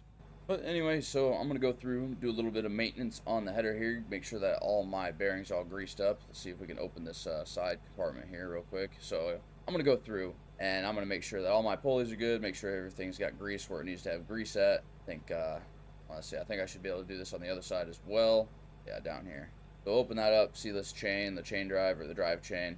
And I'm going to go through, get that greased up, make sure that all my hubs on the combine as well are good before we get into this too far. How do I shut this? Anyway, so I'm going to make sure that this combine is all good to go before we get started on beans for today. And then I'm going to get my field opened up and then make sure that all my rest of my equipment is sitting where it needs to sit, so that way we can have a smooth flowing operation going on today. But as for that, I'm going to get after it. Well, let's get ready to start bean harvest 2024. So I went through and I tested the moisture on that other cornfield, and it was nowhere where I wanted it to be. So we're just gonna leave it how it is, and we're just gonna start making a cut through this field, and we're gonna work on getting our beans out of the way. So I'm making a 10-degree cut to the, well, where's the sun at? I think up there. So we're making a 10-degree cut off to the west a little bit. I kind of like, I guess, was it north, south, east, west? So yeah, off to like the northwest a little bit. And we're gonna go through and get these beans out of here. So end row wise, like going through getting end rows out of the way, headlands, whatever you want to call them, we went and got around 100 bushel an acre average for end rows, which is pretty good. I think we're probably gonna be averaging around the same thing in the middle. I don't think we're gonna have anything special coming out of this field. I mean, I would like to get more of a yield out of here, so that way I can guarantee myself getting out of debt. But I think that with the harvest, getting soybeans out, we should for sure get out of debt. But we do have a decent amount of weeds in this field. I guess I must have missed spraying this field for herbicide when we had the sprayer. I thought I did, maybe I did, but I didn't spray it good enough. So I gotta work on making sure that I get those weeds taken care of next year and the coming years, so that way we can make sure that our yield is going to maintain a actual like decent amount, so that way I don't have to worry about, you know, stressing out about how my bank account fits how it does every year. Plus, with this next coming year, I am going to be taking out an operator's loan, so I'm going to go back into debt, so I'm not really too worried about that. But I got the auger out, and I did give the call for the grain cart operator to start heading over here to help me unload, so he should be making his way up here to me in just a second, I would assume. He should be pulling up alongside me. There he is. We're going to get some unload on the go action going here. And then after I get this out of the way, we're going to finish up this field, probably move on to the next one, and then hopefully get out of debt today. And then maybe, judging on some other things, I might try to get my cornfield opened up, get some moisture levels going on that. But come on, Jerry, let's go, man. This ain't your first time running the grain cart now. But with projections for right now, we should be able to get out of debt. I'm going to get going into some amazing time-lapse drone footage after I get done unloading on Jerry here, which we do have an empty grain tank, so I'm going to get the auger kicked back in. Jerry's going to be sitting here for a little while because soybeans are only yielding 101 bushels per acre, so I don't really want to, so he's going to be sitting there a while because obviously soybeans move pretty slow, and we're also moving pretty slow. I think like 6 miles an hour. We were able to cut corn at 7, so it's going to be a long day, but hey, let's get after it. Well, when I woke up, she was looking at me. She told me I've been cheating on her in her dream. Lord, it wasn't a thing I could do or say to change her mind any way. She told me things was gonna change. If I wanted her, I couldn't stay the same. So I stopped going out on Friday nights. I stopped drinking with the boys. Yeah, everything she asked, I left in the past just to try to bring her joy. For the record, it can't be understated. All I've been domesticated. She told me top off her Jeep, the one I bought her when I sold my old GT. But we got ourselves inside the 7120 Magnum right now, and I am pulling the windrower, or the rake. Yeah, I'm just gonna call it a rake. We're pulling the rake right now, the K-brand rake. And so Jerry's wife and his boy came out, so right now they are currently going through and getting soybean harvest done and out of the way for me. We're still sitting at negative $42,340 for this year's season, but I think we should be good for this field. Once this field gets done, looks like he's got the auger out, and I think it's his wife or maybe his son's running the cart. I'm not too sure. By the way it's driving, or by the way they're looking, it's probably his wife. But after we get this soybean field done over here, I should be out of debt, and then the home field, which is the one that's over there, just right north of us, or east of us, I guess, is going to be probably all put inside grain bins. Now, I have heard quite a few things, or quite a few people tell me before, that corn stalk bales are pretty rough on balers, and that they always do have some sort of like repercussion on the performance of the baler. But for right now, I mean, we've already dropped out like 6 of them. I mean, we're going to be making a lot of bales out of this field, that is for sure. But I think what I'm going to do is I'm going to keep a couple of them for myself as probably like windbreaks for the winter time. That way the cows don't have too much wind going through and harming them, so that way they can stay kind of warm out of the wind.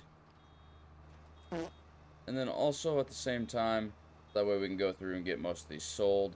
I don't know exactly how much. I think I probably charge maybe like $15 per bale, which that seems like a pretty fair price. I mean, I don't think I should have to. Oh, geez, I'm already full on one. Hold on, I overshot that by a long ways. But it's like every, I would say probably 100 foot we're kicking out a stock bale. So that's, oh, the train. I haven't seen the train in a while. Like, yeah. And looks like Jerry over there, him and his boy are about halfway done with that field. So, you know, they're doing a pretty good job. I don't know where his wife is in the grain cart. She must be sitting on the other end. Probably fell asleep wondering, like, when he's going to get ready to dump the combine, but little does she know. Well, I just seen, I think it was Jerry head off in the truck, or his kid. One of the two just headed off in the truck with a load of soybeans to go to the co-op. So here, any second now, we should be able to see what the price is. But I'm just going to keep on plugging away with these corn stalk bales, because in order to get this field all ready for planting season next year, we got to get all these corn stalks out of here. I made the mistake of going through and actually like raking all the stuff up. Bale's not ready yet. There we go. And there we go, guys. We've done it. $44,853 with a $3,000 environmental score reward. We are now in the positives with $4,858. Oh man, this has been a stressful couple of months. Like, I was honestly kind of worried whether or not this farm was going to survive. I didn't know if, like, the financial decisions I made with going through and getting the new equipment, like the 7120 and that 280 case Magnum. I just had to shut the door real quick, but that 280 case Magnum and the 7120, like, I didn't know if I was going to be able to financially recover from that situation, but thank goodness we did. We'll probably sell out most of that field. I mean, there probably isn't too much left to it, but now that we are in the positives, I can go through and store the rest of the grain until a higher price comes along, and then what we can do is sell that, and then maybe, I don't know, we'll have to see, but maybe not have to go through and take out an operator's loan, but we'll have to see. Heck yeah, Jerry, that's what I'm talking about. Thank you for getting us out of that debt. Ah, man, this is awesome. Combine's still rolling. Like his son or no, his wife. Looks like his wife is just chilling in the combine or in the tractor. Jeez, I can't make my mind up. I'm just too excited now. But we still have a lot of work that we do have to get done before the end of this year. We still have one soybean field and half of a corn field left to do, and then the rest of this bean field to get done for today. Once they are done with this bean field, we're probably going to call it a day. I'm probably not going to get all these stocks done because, I mean, yeah. I probably have like over 150 bales left to do here, so I'm probably going to wait and probably do this another day. Not in a really big hurry. I mean, once the ground freezes, then I might be, you know, a little bit screwed. But I still have probably until mid-December before that happens, and right now we're sitting around week before Thanksgiving, and I got a nice dinner to go to, like a pre-little Thanksgiving with the in-laws, get that situation out of the way. Not excited about it, but whatever makes the wife, happy wife, happy life, you know. Always remember that. If she's happy, you're happy. Whoa, hold on, let me get that door shut. Letting all my hot air out of my house here real quick. It is cold outside. I need to put on a sweatshirt. Alright. Alright, there we go. Now we are ready for the day. It is a whopping 23 degrees outside. It is a brisk and cold December morning. And, well, actually, let's just take a look at this sunrise. You know, this is beautiful. Get the pickup in the back, or in the foreground here. This just looks amazing. But anyway, we need to get the day started. And, I'm missing a window? Whatever. So since the last video, I've gone through and I got myself a decent bale stack going over here on the left. And I got a lot of corn stalk bales left over. So in preparation for a brutal winter, I went through and did my cows a favor. So we have a shelter belt going on right here of corn stalk bales, because this is about the only thing other than bedding that these things are good for. Went through and this whole field was just filled with them. There was like probably honestly about 300 bales over there. It was a pain. It took me forever to get all of them put onto a trailer, loaded up, and sold. And then of course we still have our straw bales over here. I don't know exactly what I want to do with those. I do need to get those sold or something at some point. I'm not real sure.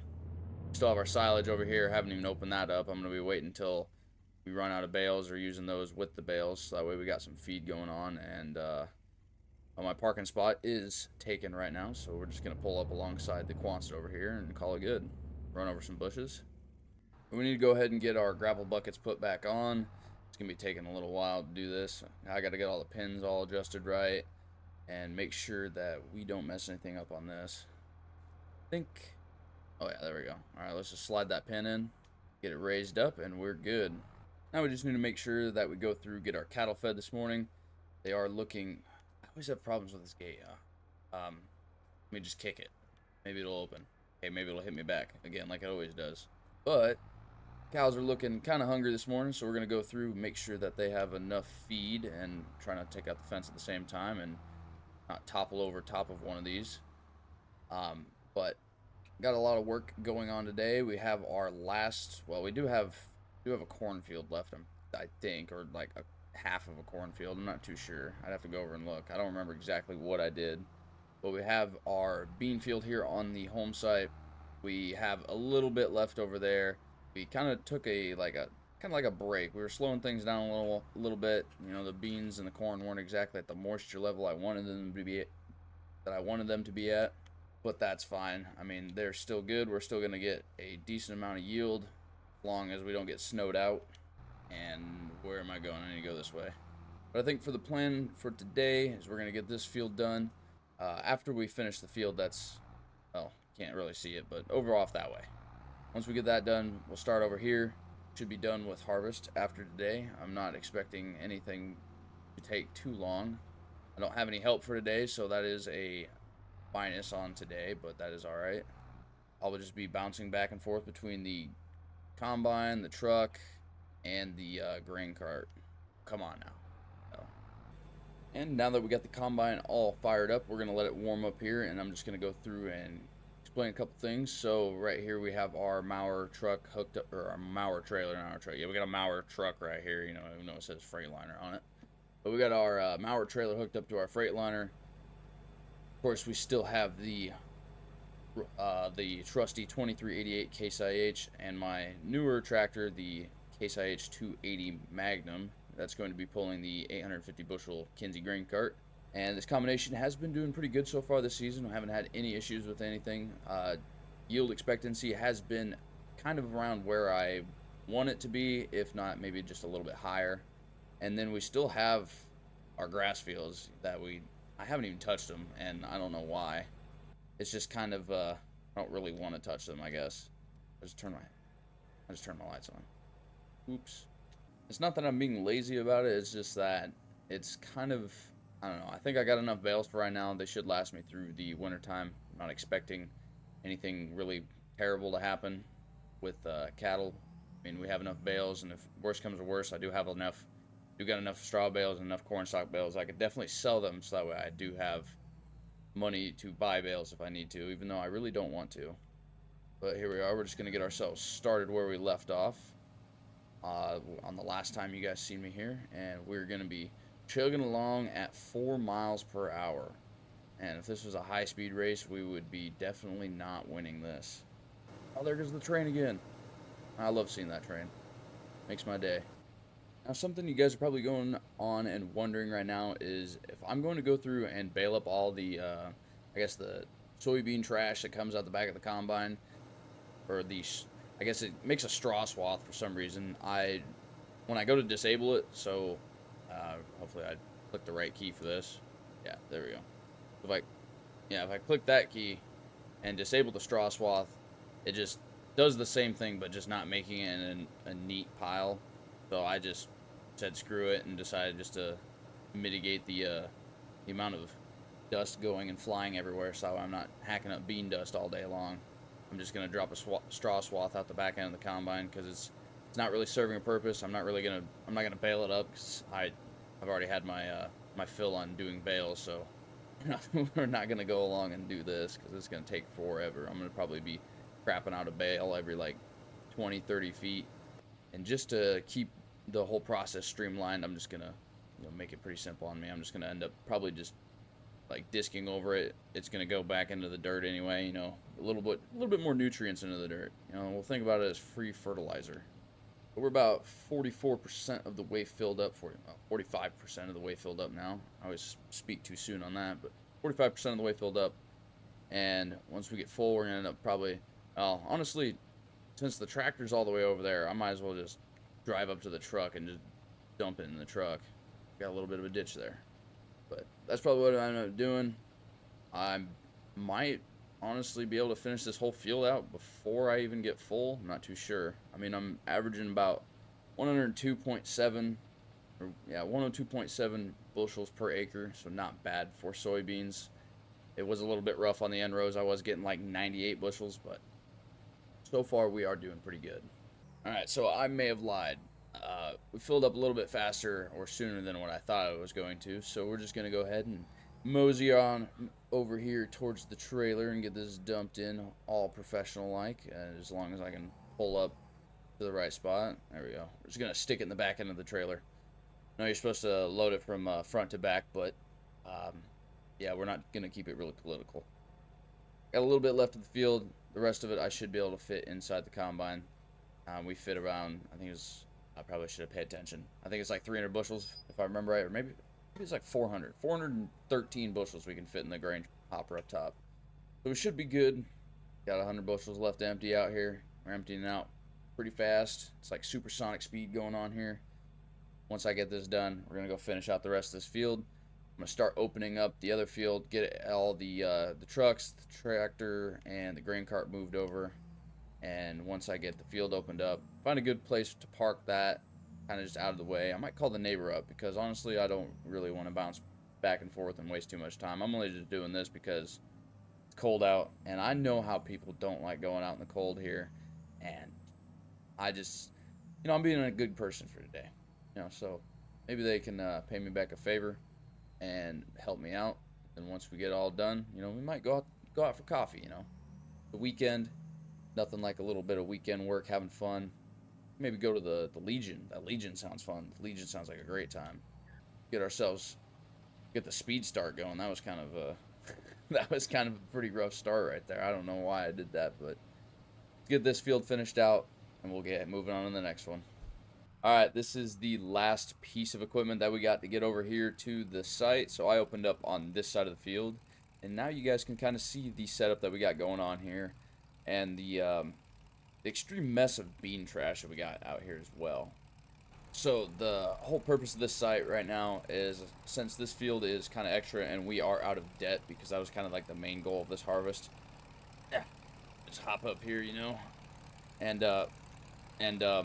so what we got here, let's run and jump over here. So this Mauer grain trailer is going to be sitting over top of our Soaring Eagle drive-over conveyor, going into our Hatchfield, I think it's a Hatchfield, Hutchinson, my bad, our Hutchinson auger that is powered by the oh-so-powerful Allis-Chalmers WD-45, and it probably honestly doesn't have enough horsepower to actually run this auger, but for this purpose it does.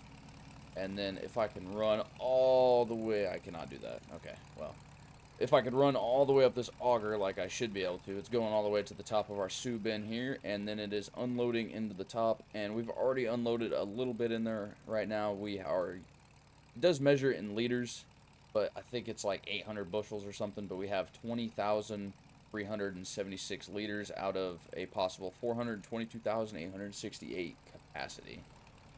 But let's get started on this field. So my good neighbor and good friend of mine from down the road, Jerry, is over here helping us today. So he had nothing going on. He just finished up harvest about, say, a couple days ago, is what he was telling me. So he just thought, you know, why not just get out of the house, get away from the wife, just come out and hang out in the tractor for probably a whole day and kind of enjoy his day. So I called him up and figured it'd be a good opportunity for him to get out of the house. And so now he's helping us for today. We're going along making our first cut in this field, and I mean, honestly, down there at the bottom you can see my little yield monitor, and we're dark green. We are sitting very, very dark green, and I'm expecting that will increase our bushels per acre. So I still have the bushels per acre for the other field because I'm trying to get an average of how many bushels an acre we're getting for the entire harvest of soybeans this year.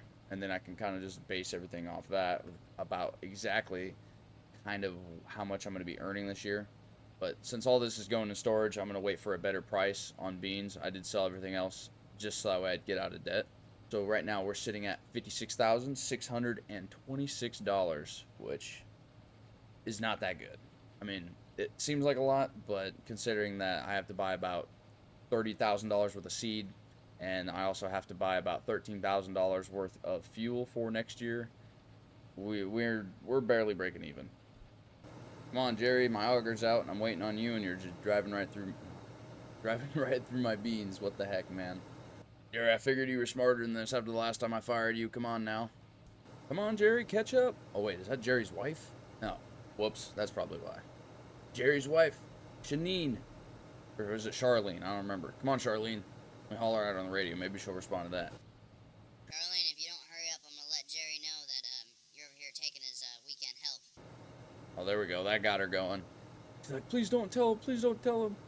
Okay, maybe she didn't hear me.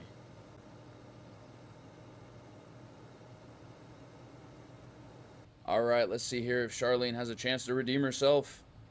Oh no, Jerry's back. Never mind. Okay, Charlene does not have a chance to redeem herself. All it took was for Jerry to come back over and say, "All right, wife, go back to the house. I got it from here." Yeah, he's already doing an A+ job. I give Charlene like a C-. But so far we have increased our yield for beans to 103.6 bushels to the acre. I'm expecting probably by the time I get done with this field, we'll probably be at around 104.2, 100, maybe 105 if we're lucky. That'd be really nice. We're just about done here, and that's it right there. Let's kick that auger back in. We'll keep going along here on the fields. And crap, before we know it, we'll be done with soybeans for the year. There we go. We just hit 104 bushels an acre. We're making good time. I just got done looking at the weather app on the phone, and here in about, I'd say probably about 30 minutes, we are expecting some light snow, a little bit of flurries going on. So we might have to stop combining by then, just depending on how much snow we're getting. And hold on. Jerry's giving me a phone call real quick. Let me see what he wants. Seeing what? Smoke. Where at? Like in the combine, or like out the back of the combine, or on the ground?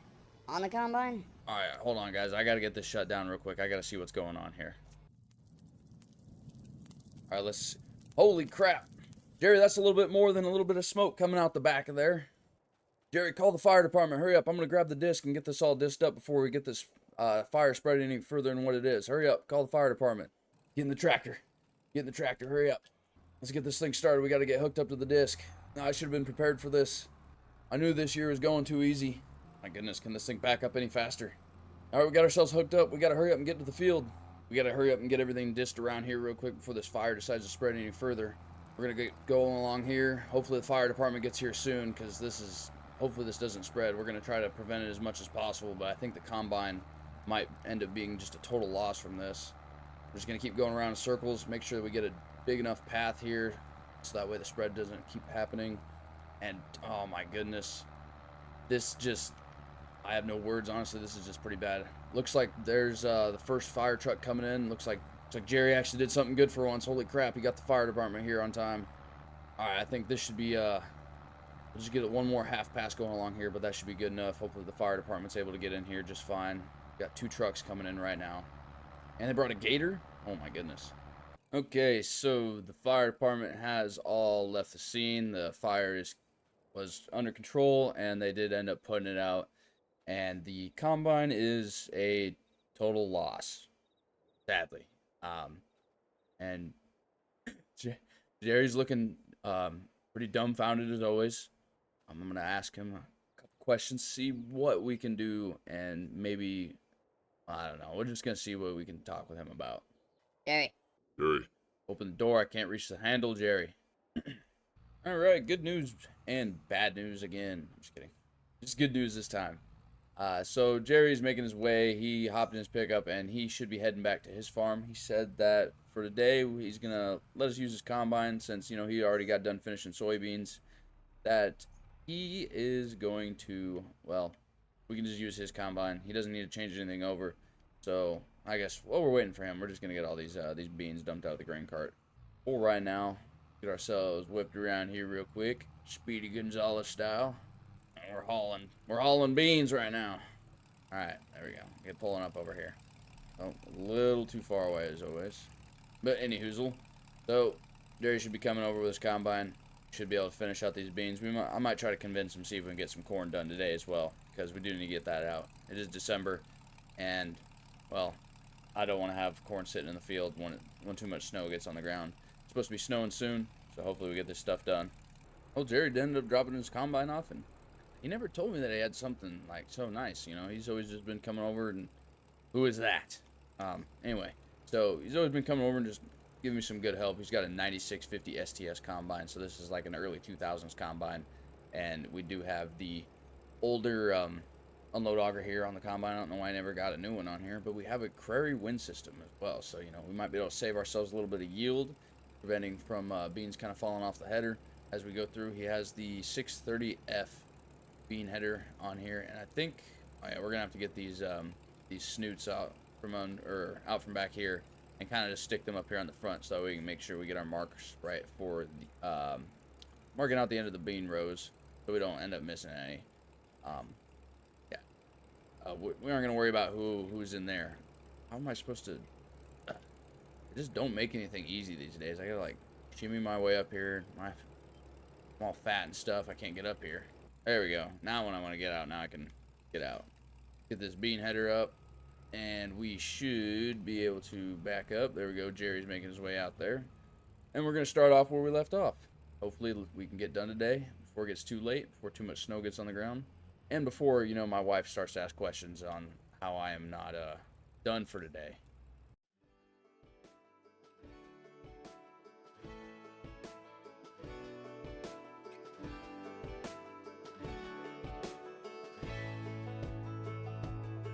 Man, I always had stories about the city life and the crazy nights. Figure I should probably give it a try. Maybe check it out, see what it's all about. But the traffic was fast and the money was slow. The people I met you never get to know. I kinda miss this place I used to live back home. 'Cause up here it's breakneck, paycheck, rat race, what's next? I'm tired of feeling like a small fish in a big pond. I think I'll go back where I came from, where everybody knows my name. My friends are still the same. I guess the slow life hit me just right, like a bonfire on a cold night. Hell, and you can keep your 9 to 5. Happy with the simple life.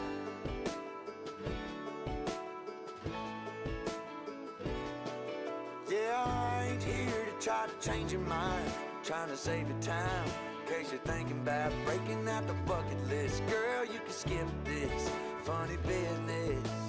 'Cause up there it's complicated and overrated. Down here everything is understated. That's alright by me. I got everything that I need, but there is breakneck, paycheck, rat race, what's next? I'm tired of feeling like a small fish in a big pond. I think I'll go back where I came from, where everybody knows my name. All my friends are still the same. I guess the slow life hit me just right, like a bonfire on a cold night. Yeah, you can keep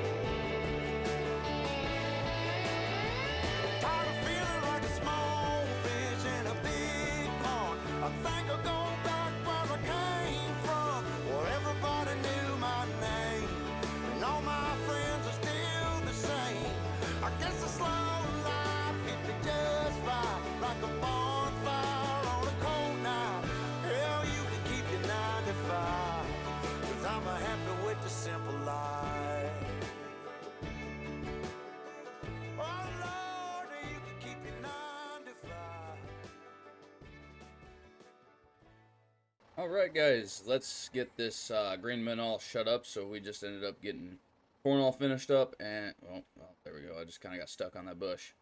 But got corn all finished up, and with the help of Jerry, we were able to, holy crap, that was a struggle. With the help of Jerry, we were able to finish off today. The combine is still currently out in that field, so it's probably going to end up sitting there, I have no idea.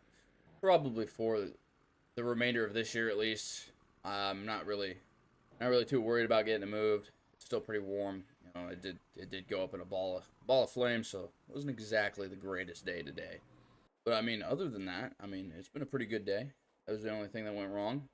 We're gonna go ahead and get the 7120 all started up here real quick, and I'm gonna work on getting this field all cultivated up. I'm not just gonna work on the outside edges, and then maybe a little bit around where the combine's at, but I'm not too worried about it.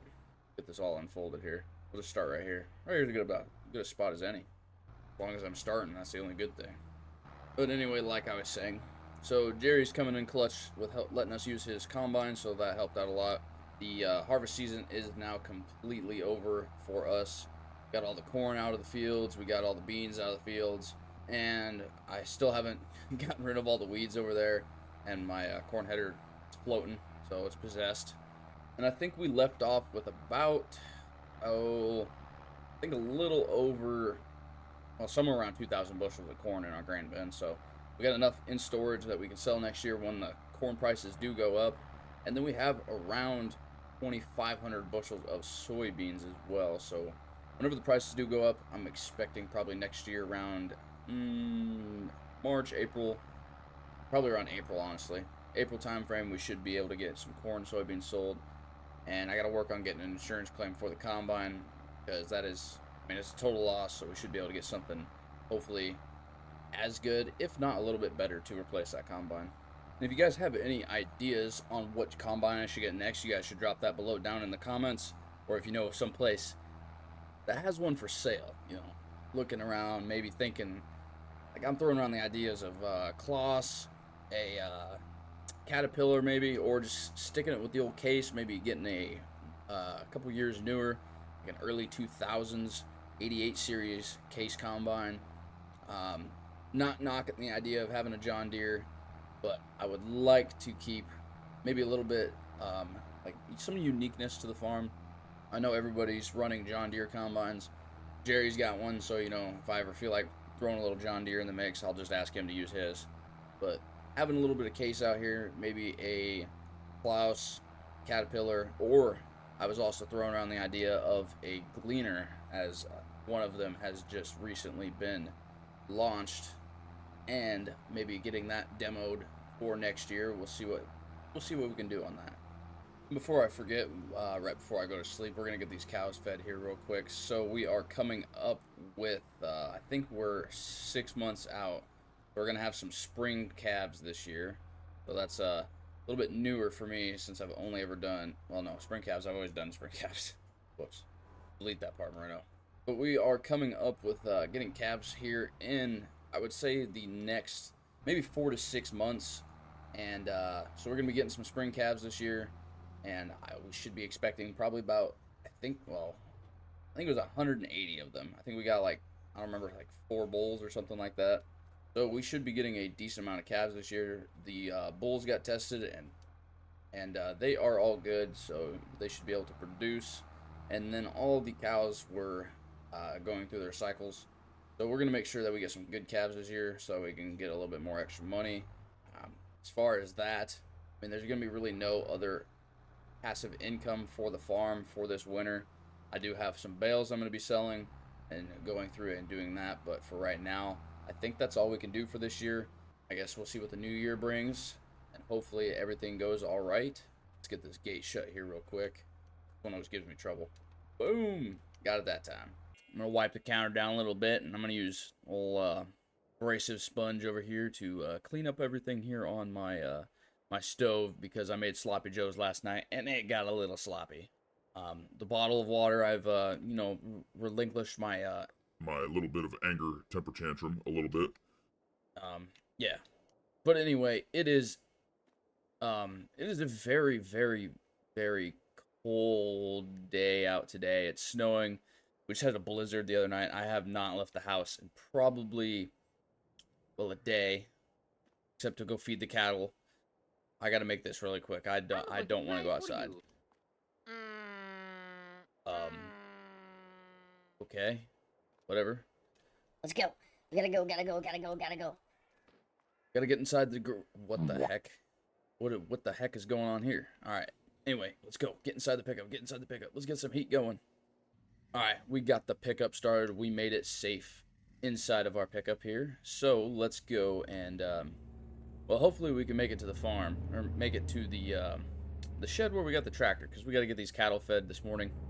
And then we got a lot of work to get ahead of us. Or a lot of work to do ahead of us, I guess I should say.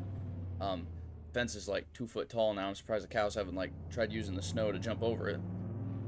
I don't know where the road is, so I have failed right now as to getting the farm cleaned up because of this blizzard. It has become a real big pain, and well, let's just say that that's what we're going to be doing today, as well as getting some cattle moved.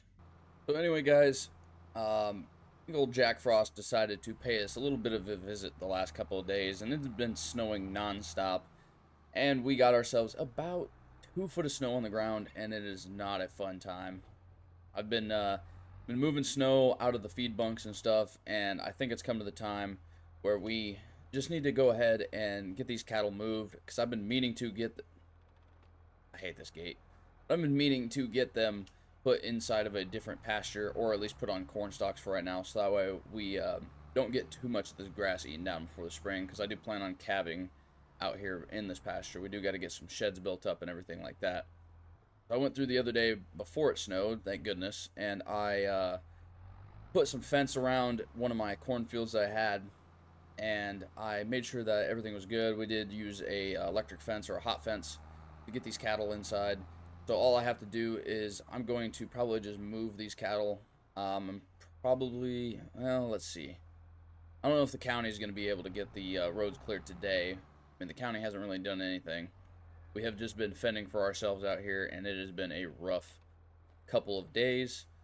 But I think if the county does get the roads cleared, we are going to get ourselves a like a hay buster or something like that, and we're going to just drive out and then try to get the cattle to follow us to the next field. But if that doesn't work, I'll just carry a bale over with the grapple buckets here on the tractor, and then we'll just get the cattle moved over to that pen or inside that field, and it should probably be good enough.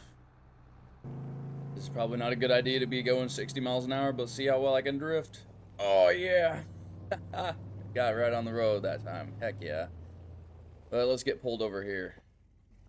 So this is the I guess the new pasture that I went through and made. I don't know why this does this, but for some reason it puts these little flower things. I don't know why. I went through and like did grass on it, but it just puts flowers there for some reason. But you guys can see barely sticking through the snow, about a foot over top, is my hot fence that's going all the way around down along this tree line. And then it goes about halfway through the middle of this field, cuts back over, comes back, and then ends right back here at my gate. I don't know exactly which way this gate's going to open. Okay, it opens towards the road. So it's going to be another gate like before, where I'm going to open it and it's going to take me out. And that's not going to be a good time. But the plan is to just open the gate on the far side and just drive our way over here with the truck, or not the truck, the tractor. And hopefully, oh, we might be stuck in the ditch. Okay, never mind. We're good. Go forward, got it. And then we'll just move the cattle over. But before we do that, I need to get a clear path plowed through the snow. And then I'm going to get most of the farm cleaned up before I do that as well. So that way I don't lose track of my time. So that way I don't lose track of time. And that way we can get a lot of things accomplished on the farm. There's not too much going on. It's just going to be cleaning up after this blizzard, and then getting our cattle moved for today. And then I do need to get equipment moved back, because I just got stuff sitting everywhere. But here we have it, is the snow plow that I'm going to be using. So the other day I went through and I put these mounts on here, these brackets for a snow plow. And well, yeah, I don't know how well it's going to work. They are nice and new, but I mean, I've never put snowplow mounts on a truck before, so this is gonna be something interesting. But I gotta drag this over because, I mean, I can't really. I mean, I could probably pull in there and do that, but we're just gonna drag this over here real quick. Yeah. Gosh, this thing is heavy. Right there.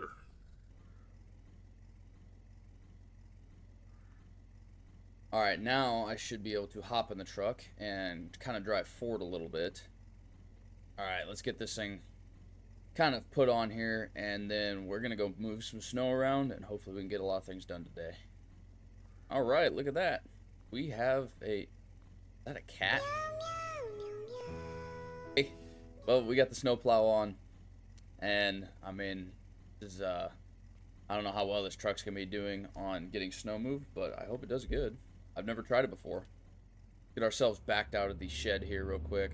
I'll probably leave the door open. It's not a heated shed, so I'm not really too worried about it. And I guess we will. I don't know where we're gonna start. Shoot. We'll just push snow from here over. I guess we'll see what happens. Drop that down, and what do I just drive? Yeah, I guess I just drive. Look at that. We're pushing snow. Oh my goodness. Just like that. That's how we're gonna do it, huh? Guess it clears snow pretty good. Do that again. See how it does it this time. Okay, so yeah, we're gonna be making some pretty quick work out of this. Well, I guess let's get to pushing snow around. We'll go this way. I kind of want to just get the yard cleaned up first before I do anything. Let's holy crap, that was insane. Okay, well I guess I gotta go slow so that way I don't end up driving over my pile of snow. Let's see, just like that. I'm not saying it has to be perfect. I don't need to really see the road the whole way through. Yeah, there's that big pile I made. Holy crap. But as long as I got like a relatively okay path for where the snow is, or where I'm going to be driving, I really don't care. But I guess if we go about 5 miles an hour, we're pushing a good pile of snow. Till about right there, then we have a little bit laying down. But we're gonna have mountains out here. This is gonna be awesome.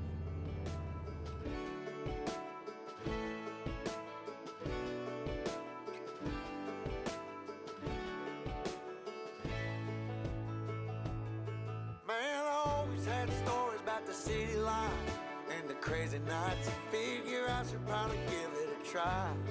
Maybe check it out, see what it's all about. But the traffic was fast and the money was slow. The people I met you never get to know. I kinda miss this place I used to live back home. 'Cause up here it's breakneck, paycheck, rat race, what's next? I'm tired of feeling like a small fish in a big pond. I think I'll go back where I came from, where everybody knows my name. My friends are still the same. I guess the slow life hit me just right, like a bonfire on a cold night. Hell, and you can keep your 9 to 5. Happy with the simple life.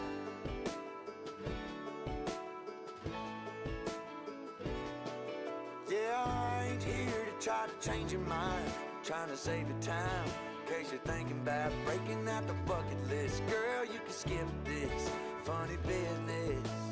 'Cause up there it's complicated and overrated. Down here everything is understated. That's alright by me. I got everything that All right, we got the snow all moved around, so I got my pickup sitting right there, kind of on the edge of the fence line, and I'm just gonna drive around in here real quick and get these girls all moving and get the bulls up as well. They're gonna be a little stubborn, but as long as they see that I have food. They did run out of food about a couple hours ago, so they probably are pretty hungry. You know, they are kind of like digging around in the snow trying to find some grass underneath there, but they're already getting up. So I'm gonna start heading out. Oh, there's one of the bulls. Let's see if he wants to start making his way. But now that we got most of their attention, we're gonna start leading their way out of here, getting them out of this pasture, and we're gonna get taking them over here to the cornstalk field that we got going on.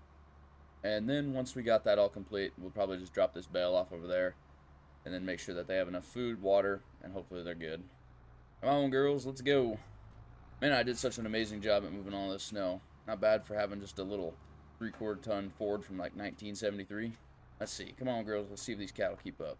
All right. Get in here real quick. I'm going to drop this bale off. I know these cattle are going to be really hungry. Let's hurry up and get this in. They're going to start running their way in here really fast. What did I just hit? Oh, the feed bunk. Not the feed bunk. Ah! Well, that's not good. Hey, I'm just skating.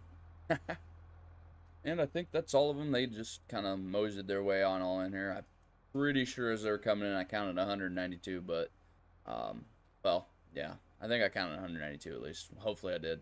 That's how many we're supposed to have. But let's get this gate all shut up real quick. Hopefully it doesn't want to smack me. Woo, I beat you this time. But let's get the tractor taken back to the farm. Try not to hit the... Oh, well, whoops. I say try not to hit the pickup, but oh well, whatever. We'll just kind of park this thing up over here in this little lean-to building. Since this is going to be the most easily accessed place for this tractor, since I don't really want to go all the way down there just to drive this around, pick up these bales over here. Make sure we get all these gates all shut up. I don't really need them open anymore. And then I think, well, yeah. No, we're not going to worry about that. That's the county's problem. They're the ones that didn't want to come over and blade the road, so I'm just not going to do their job for them.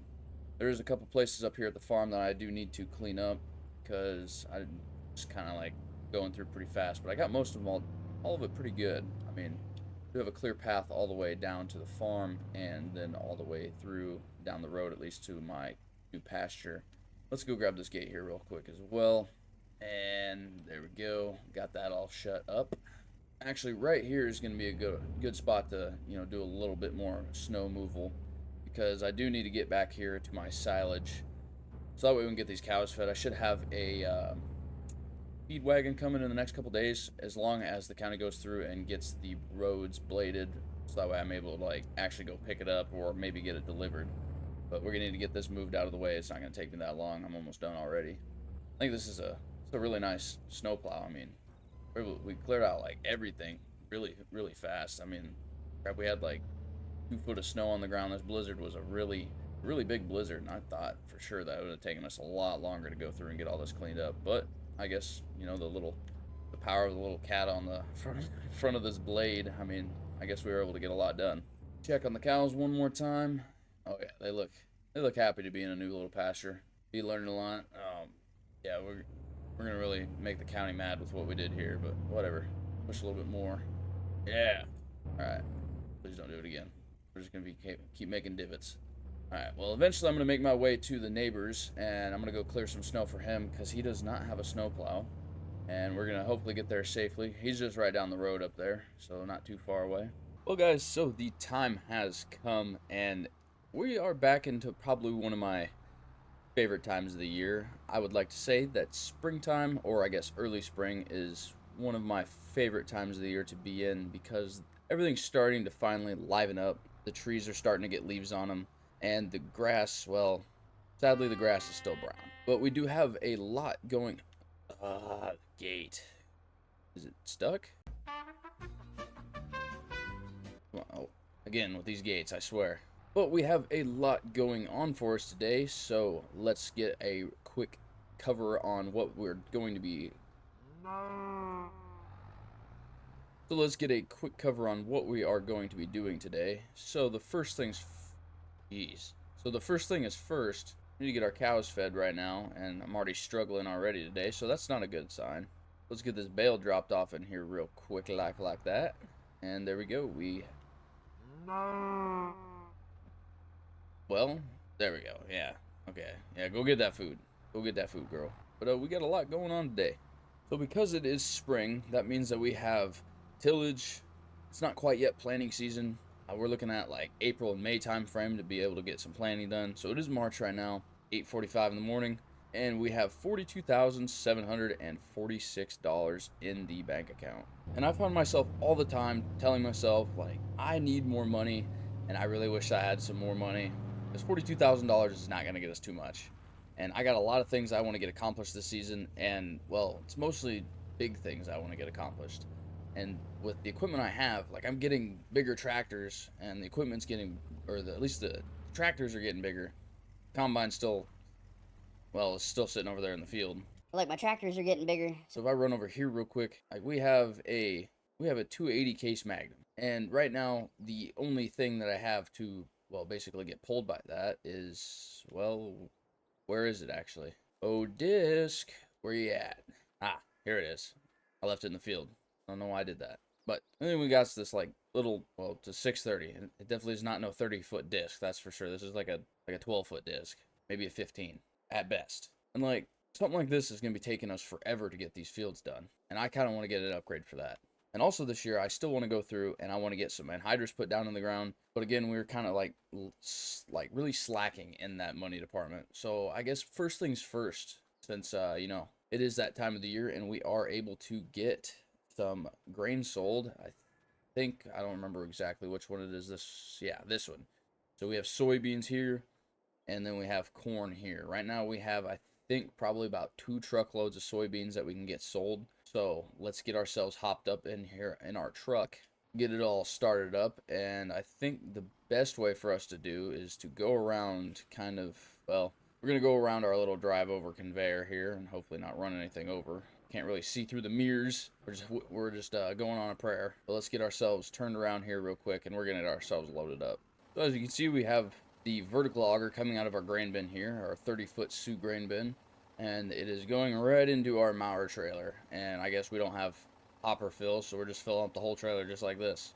And I think that will do it. So we got, I think, one trailer. I think these are like 1,100 bushels. Yeah, we're sitting at 1,135 bushels. Oh, hold on. I might have forgot to put the tarp on. Whoops. All right, now that we got the tarp on, we can get heading to the co-op and get this, get these soybeans sold. And we're just leaving the co-op here, and $57,793 plus a $4,645 environmental score reward is putting us at $105,184. Man, if we just keep this up, we might be able to get, if we just keep this up, we might be able to afford pieces of equipment that I want to get this year. Now, granted, I am still waiting for my insurance claim on my combine to come in, because we still need to get one of those before this next year's harvest season. So I'm still waiting on that. I don't know when that's going to be coming in. I should probably get in contact with my insurance adjuster, like maybe see when that's going to come in. I don't know. Like they were expecting like a 4-month turnaround on that. And I think we're sitting at, oh, that happened back in, what was it, November? No, December. I think that happened in December. So we're still looking at like 3 months. So we might be able to wait 1 more month and we'll see what happens. Get in there, you darn beans. Let's go. Hurry up. How are you like? How was I doing that? Whatever. Let's get this last load of beans taken to the co-op. Get it all sold. See what we have for a total in the bank account after this. And then, depending on how that goes, we're going to get ourselves heading to the dealership. And they've gotten a fair share of selection of new equipment that has come in. So I got to go get a look at that and see what we can buy. Also, the wife's not going to be too happy because I think she wanted to go somewhere this year. But, hey, the farm is more important. Don't tell her I said that, though. But I think what we're going to do is we're going to continue to make our way to the dealership. So we got ourselves inside of the 2080 Magnum. You know, I kind of forgot about those bales over there. Oh, let's get our flashers on. We're on the highway now. So while I was making the drive, I really haven't seen anybody out in the fields trying to get any work done this year. Like, so far this year anyway. Like, everyone's kind of just letting things go, and we're just going to be the first ones to kind of tackle the field. Looks like John's got a nice pickup for sale. Man, I'll have to give him a call later. Well, nah, probably shouldn't buy that. I mean, the Highboy does just good enough. So I think we'll just keep doing what we're doing. I don't really need to buy that, or maybe I do. Maybe I should just turn around and go get it right now. I don't know. Let's get heading to the dealership.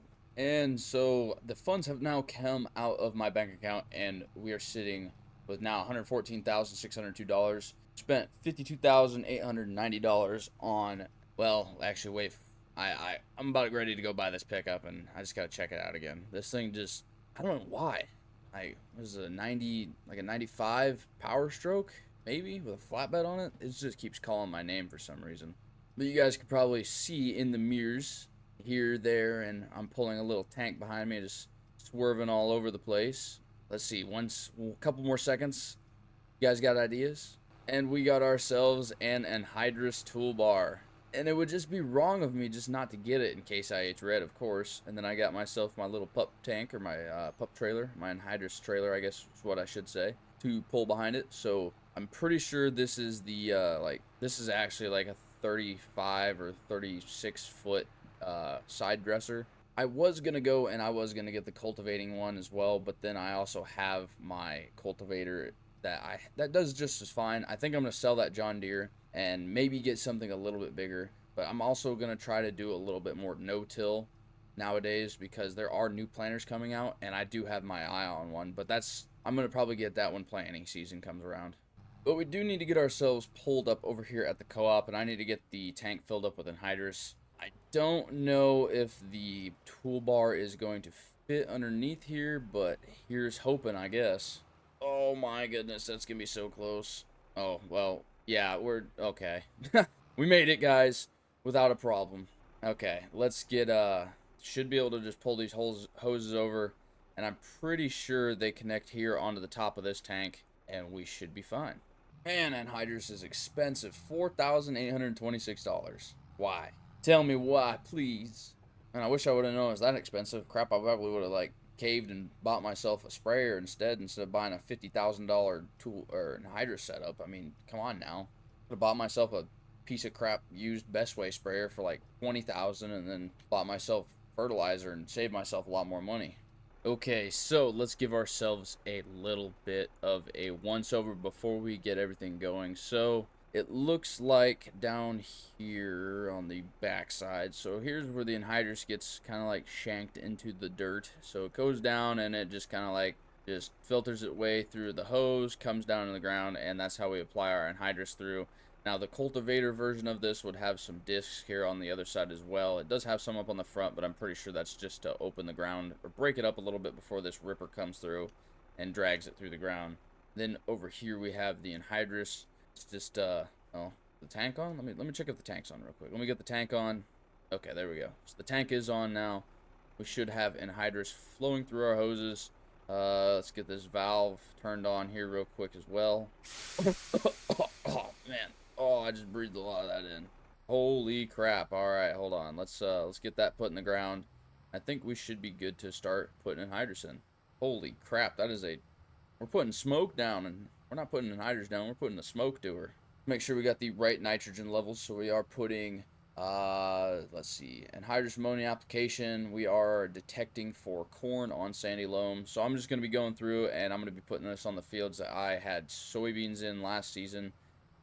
Well, I did have corn in this field last season, but we're going to be planting corn here again.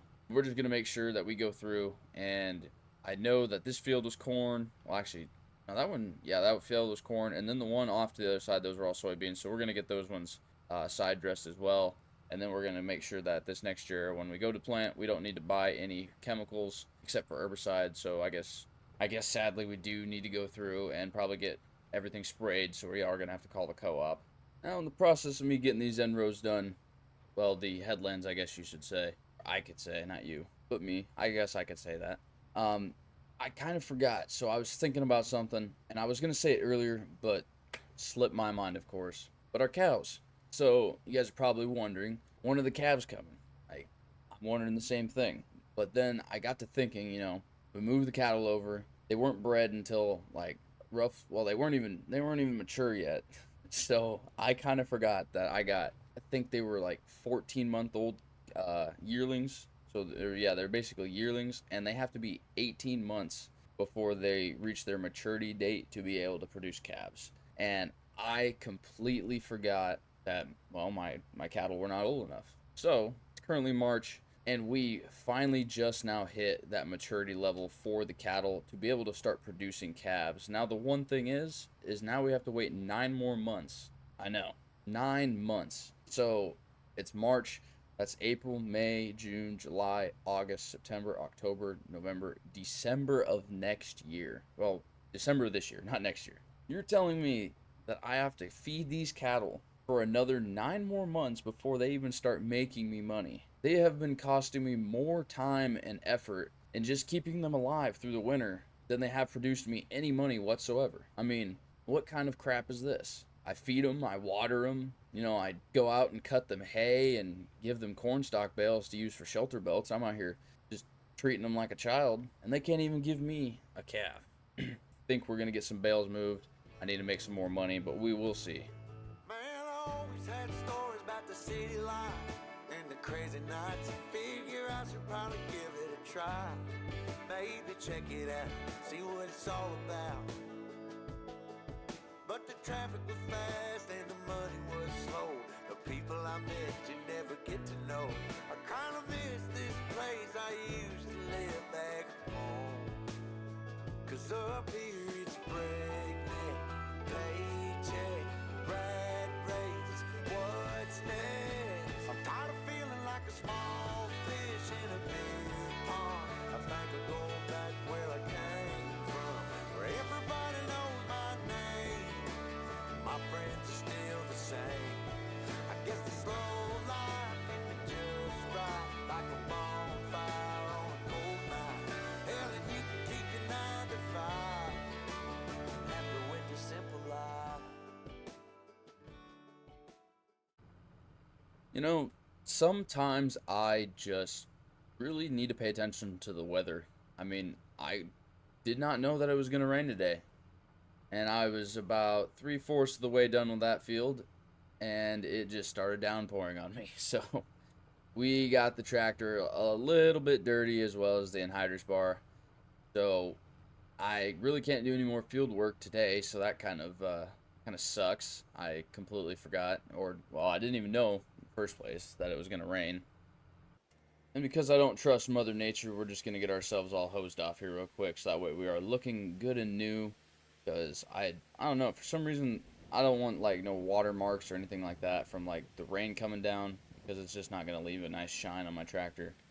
And I can't let the anhydrous bar, the toolbar, just remain dirty. I got to get this thing all cleaned up too, because I want to keep this thing looking as nice as possible for as long as possible. Come on, Dirt, get off there. Come on. I want to see that shine. And sadly, you guys, it's left me no choice. I had to do it. I did. I bought the Power Stroke. The rain was all like, the rain kind of ruined today, so I just made a run over to Josh's, and well, yeah, we bought it. $12,000. We got ourselves, and it is a 1996. I thought it was a 1995, but it's a 1996. Got ourselves a 1996 Power Stroke flatbed. The part that really sold me is the ranch hand. I mean, you cannot go wrong. Well, you can miss a turn, that's for sure. Oh man, that suspension is rough. But you cannot go wrong with one of these pickups. Like, the 7.3 is a, like, almost virtually almost kind of sort of indestructible engine. I have seen a couple of them blow up before, but let's just hope this is not one of those ones. Oh yeah, this thing handles nicely. We're going 80 mile an hour on these back roads. Let's go. Reminds me of back home. Woohoo! Oh my god. Oh. Don't worry, I didn't almost wreck the pickup. It's fine. It's fine. There's not even a scratch on it. We're good. We kept it on the road just fine. But I think it's time that we get this pickup, like, get some work put into it. Had enough joyriding. Let's see if this pickup actually has what it takes. We're gonna get this thing all loaded up with like all these straw bales. I think it's about time we sold them. I probably was not gonna get anything done with them because I really have no use for them. I was gonna use them for bedding, but I also have corn stalk bales, and those do just as good for bedding as these straw bales would do. So I think this is just fine. Oh, wrong way. Oops. Get off there. What are you doing? There we go. I gotta push you up. Come on now. But should be just as easy as that to get all these loaded up. I don't know exactly how much they're going to be selling for. I've not sold straw bales yet, or for a very long time, I guess. I don't know. I'm going to be about as shocked as you guys will be when these things sell. I probably imagine go sell them. They're like, yeah, these things aren't worth crap. They've been sitting out in the rain for too long. Come on, dude. We've only been out in the water, or out in the weather for like, well, since last year, and whenever I did oats. I don't remember. When was that, like October? A long time. I would 100% understand if these were not worth crap. But then I would be very upset that they were not worth anything because I've also been sitting here waiting for them for a long time. Hey, that's not that bad of a bale stack. I had honestly thought that, well, this was going to look 100 million times worse than what it looks like. So, let's see, how even is it? So we got right on the edge of the green stripe there. Okay, never mind. It's terrible. Don't look at that. Ooh, actually, before I forget, I gotta make it official and get the fuel tank put on here. So we just transferred the fill right. I think this is, I don't even know how many gallon fuel tank this is. 100 gallon fuel tank, 110 gallon fuel tank, I don't remember. But we transferred from the, almost said the 7.3. This is my 7.3. I transferred it from the 73 Ford, and now I got it on my 7.3 Ford. Now, I can never get these trucks confused because they all have 7.3 in them. Just kidding. The one's a Highboy, 1973, and this one's like a 1996 7.3 Power Stroke. Very, very big difference when it comes to power. And good thing I have a headache rack on this truck because I would have just smashed the cab and basically totaled the pickup. Oh man, let's get ourselves to the bale sell point. Get a couple of these. Well, most of the straw bales. I think I got all but like 6 of them or 4 of them. I don't remember exactly, but get all these sold and then see how much money we got left. So right now we're under $100,000. Let's see if we can get ourselves at least over 100,000. I just really feel like this rain is just not going to let up anytime soon, too, which is kind of a bummer, honestly. I mean, we haven't really been able to do too much today, and I'm kind of really upset about that. I mean, once we get these bales sold, I think I'm going to just check the weather app and see, like, exactly how long we got to wait. Well, the bales sold for just a little under $20,000, so not too bad there. Let's get our weather app up here real quick and see exactly what we got, how the weather's going to be looking for today. Okay, so that's not bad. So, you can see right now, it's March, 59 degrees wind speed, and direction of 8 miles an hour out of the east, or the wind's blowing to the east, I guess. And we have rain until 12 o'clock. So, I would say probably around 2 o'clock, we go over here a little bit more. The weather's going to be warming up just a little bit, be in the 60s, so I think we might be able to get some other things accomplished today. Well, finally, fields dried out enough. I guess it didn't rain too much. I mean, they dried out in a couple hours after it got done raining. Well, about an hour and roughly 30 minutes. So we just got done putting in hydrous over in the field that we had oats in. And we have this field over here, but I want to get a little bit more done today. I need to get some grass cut as well, because that is kind of we need cow. We need hay for cattle, obviously. But I have 100% neglected to cut my grass for like the last 6 months, and this is all that has grown out of it, which is kind of shocking. It's like a little bit taller than just the regular grass here along the railroad tracks. Dang, Jim's got to like spray his weeds over there. Holy crap, man's really slacking on all of his weeds over in his fields. That's terrible. But getting hay for all of our cattle is kind of just like a never-ending cycle. And I know I was just talking about how bad Jim's weeds were in his fields, and mine are just as bad too. But it's constant cutting hay, getting more hay, baling hay, loading hay, all this hay is for horses, sometimes for cows, and all this fancy stuff that we got to do for all these cattle. Do I regret buying them at all? Yes. Do I enjoy it? Oh, 100%. Gives me something to do all the time. But we got to hurry up and get all this grass done, because I got to make sure I get a couple cuts this year so we can keep it through the winter this next year. So we're just going to keep going round and round and round we go, and one wheel stop, who knows. Oh, look guys, train's back. Heck yeah. Like my favorite part of cutting the grass over here is just being able to see this train go by every like 5 minutes. Well guys, so this morning I went through and I decided to get some hay baled up, and then I got it all loaded up on my trailer. It is a wonderful and a very, very beautiful April morning. So I woke up at about 7:30 this morning, and now it's almost about 9 o'clock, I would say. Well, yeah, it's almost about 9 o'clock. Still have the same $110,971 in the bank account. Let's go ahead and get these bales unstrapped here real quick. I'm only going to grab probably these two. We're going to leave this odd stack here real quick, and I'm going to get the cows fed really quick this morning. So I was going through, and the other day I kind of made a realization that I've been feeding the cattle just regular regular grass bales, and it didn't really dawn on me like what I was doing because, you know, hay, grass, it's all the same to me, like realistically. Like it all does the same thing, it all looks the same, it all smells the same, kind of sorta. And I got out, well, actually here, one second. Let me just show you what I'm talking about. So this bale, right? A beautiful yellowish kind of dried up green looking color, you know, kind of reminds me of like a Fent, or not a Fent, like Klaus, but not as bright green. And then we come over here to these very dark, majestic looking green bales here, and I kind of realized that, well, I've been feeding just regular grass bales for in game, but personally they're all the same. But game wise, or like I guess how they work in game, it's all different. I guess the effectiveness of the food or the feed that I'm giving them just makes it a whole lot different. So I'm gonna go through and drop a hay bale in and get these cattle fed this morning. All right, come on, good luck with the gate this time. Let's go. Ugh. Oh my goodness. Open. Okay, hold on. I don't want to get hit with it. There we go. Okay, got it. It's already a good day. Gate didn't hit me this time.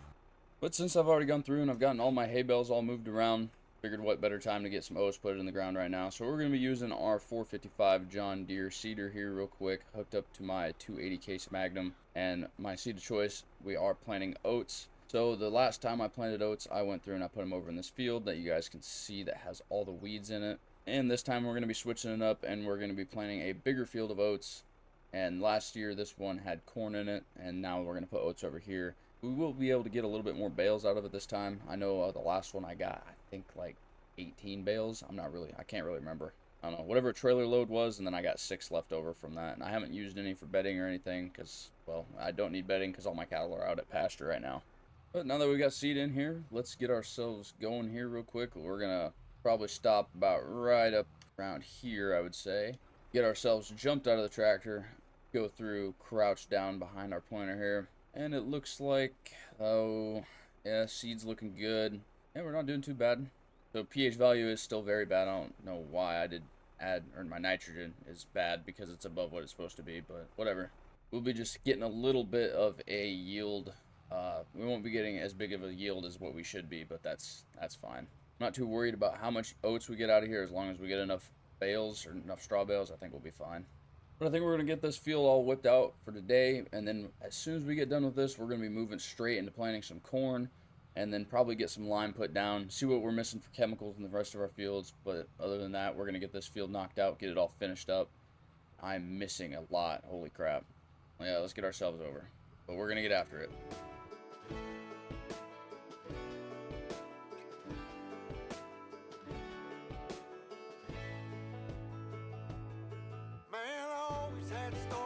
City life and the crazy nights. Figure I should probably give it a try.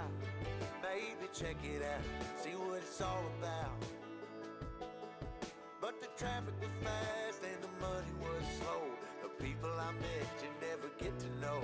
I kinda miss this place I used to live back. Well, we got oats done, and now we have the 280 case hooked up to our Kinsey planter. And I don't think that I've checked mail since I moved in here, so I probably, who knows, I might even have a court summons sitting in there, but we're going to go get our mail checked real quick and see what we got going on.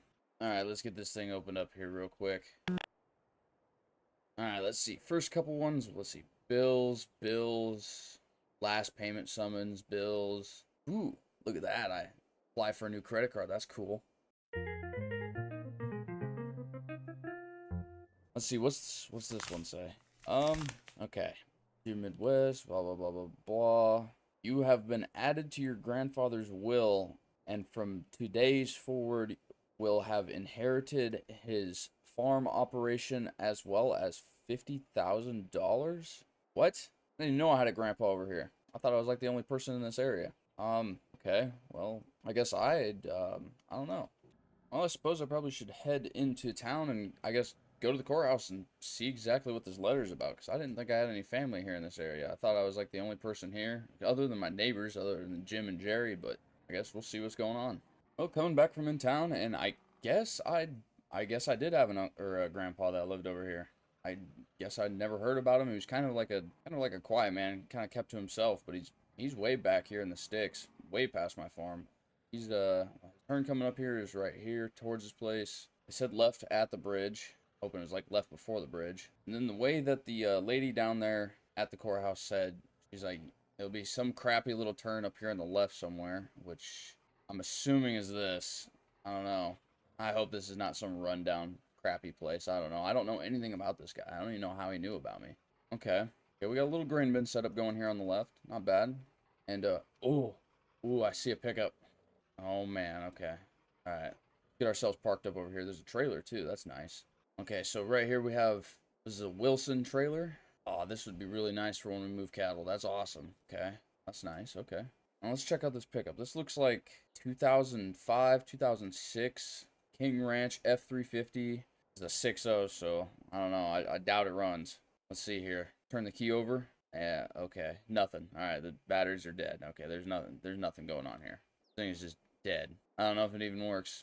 Typical 6.0 right there. I don't know. Looks like we got a little bit of a fuel area up here. A couple Roscoe bins. We got 2 sheds. Let's see. Eeny, meeny, miny. Let's go with this one. I'm excited to look at here. This one looks like a shop. Okay, now we're talking. Oh, we got a semi. And this is a nice shop here. What do we got here? This is a 6.7 Power Stroke. Okay, now we're talking. I bet this one has to run. Man, he's got nice rims on here, nice wheels. Okay, let's see if we can get this one started. I don't know how long it's been sitting. All right, we got a touch screen in here too. Okay, yeah, this one runs really nice. We got a Bradford bed on here, little boxes here on the side for tools, extra storage. And we have a 379 day cab Peterbilt. This thing looks pretty good too. Holy moly. Okay, whatever Grandpa has been getting himself into before he decided to pass, he had himself a little operation going on here. I don't know. See what we got behind door number 2. Okay, I see a trailer. Oh, see something that looked like that was red. Ooh, we got ourselves a John Deere 8230 and a planter. Oh my goodness.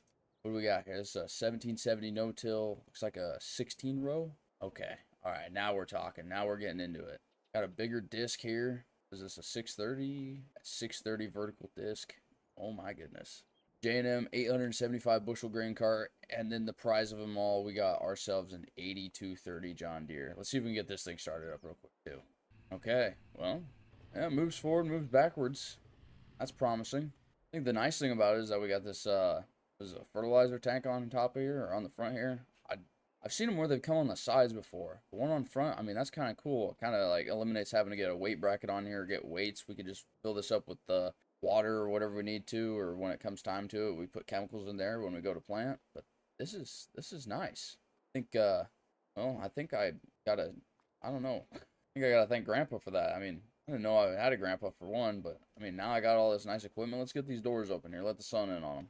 So if we bring up the map here real quick, not only did I inherit all that equipment that Grandpa had and the bin site as well as the buildings, but I also did inherit a couple plots of land. So we have 56, 58, and 59 is also added to what already exists for the farmland that we have.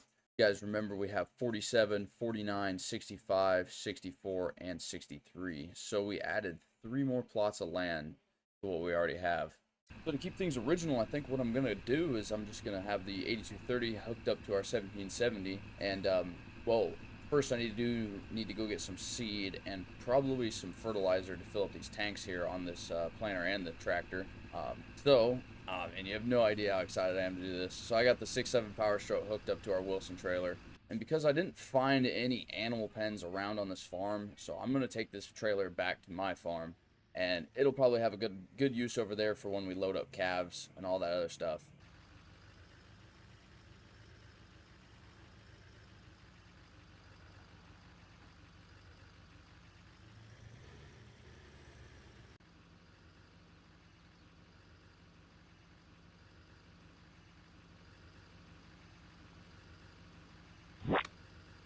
Well, we got all our seed loaded up, and I got Jerry. He's over there planting soybeans in this field right now since he had some free time, and I told him that, well, we're gonna be heading over to my new farm area, and he was kind of confused on what I was talking about, but I'll let him know that I had Grandpa that passed away, and he said that was fine. He'll come in and he'll get some planting done.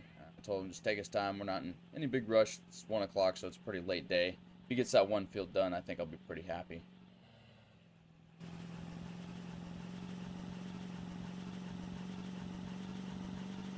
Alright, first little pass done, and we have soybeans going into the ground. So I started up there about where the truck is and did this little loop out right over here. And I do like what this planter is doing. So it is going through and like turning up the dirt pretty good. It's making a nice black dirt, so we should be able to get some good soybeans out of here. So just like Jerry, I am planting soybeans as well over here in this field. So we're gonna get carrying on with that. The 8230, it does sound pretty nice as it's going. It is pulling this planter pretty nice. I don't expect this to take too long in this field.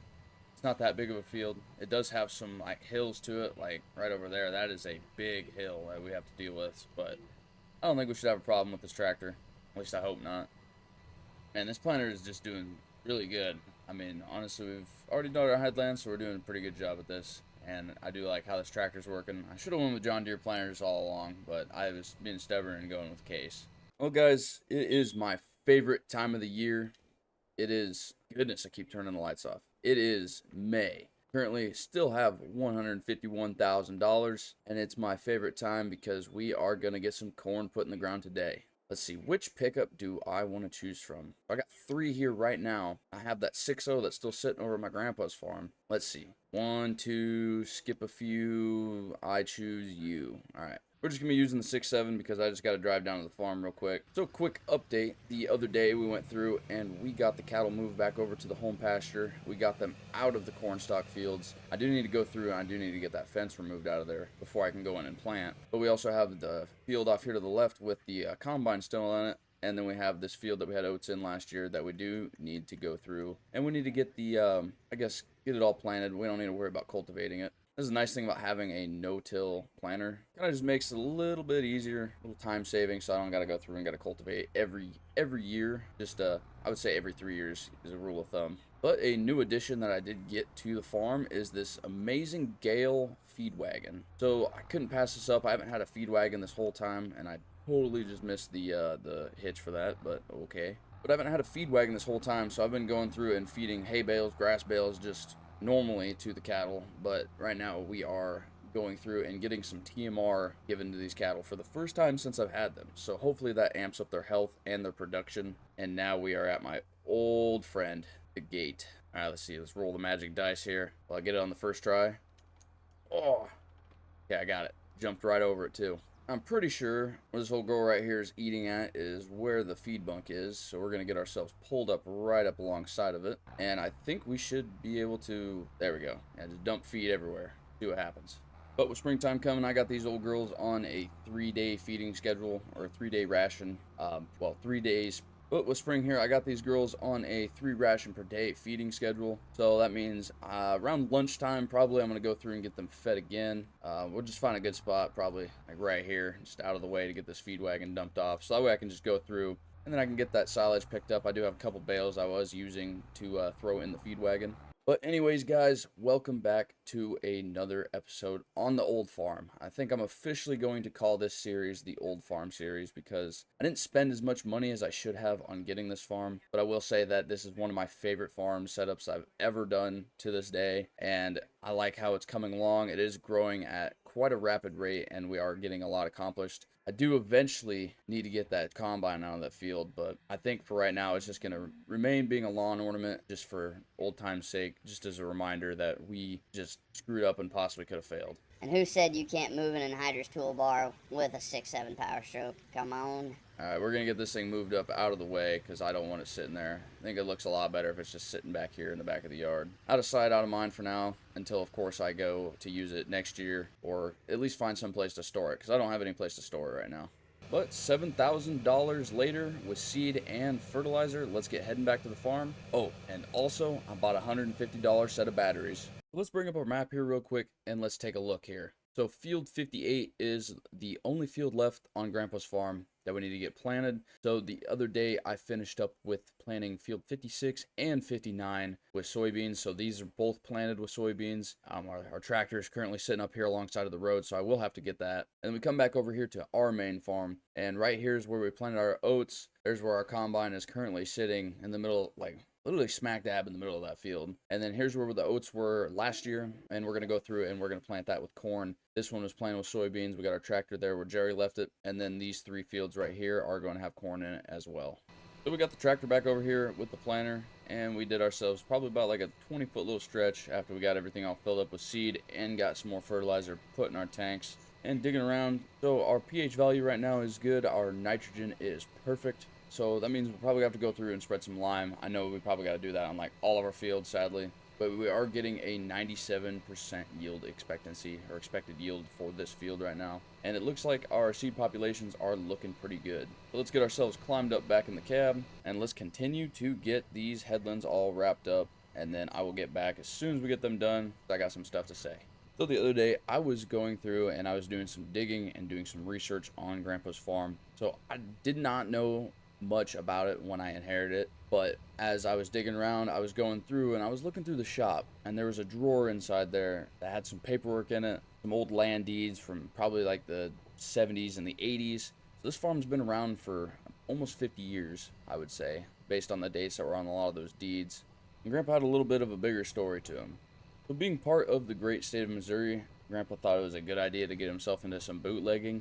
So he was going around and he actually made a lot of his money to be able to afford this farm back in the 30s. And so he was going around and he was bootlegging some moonshine. So I think he might have had a couple run-ins with the law, and that's why he decided to come out here and kind of start an off-grid little farm. I don't think anybody knew that he was out here, because even I didn't know he was out here to begin with.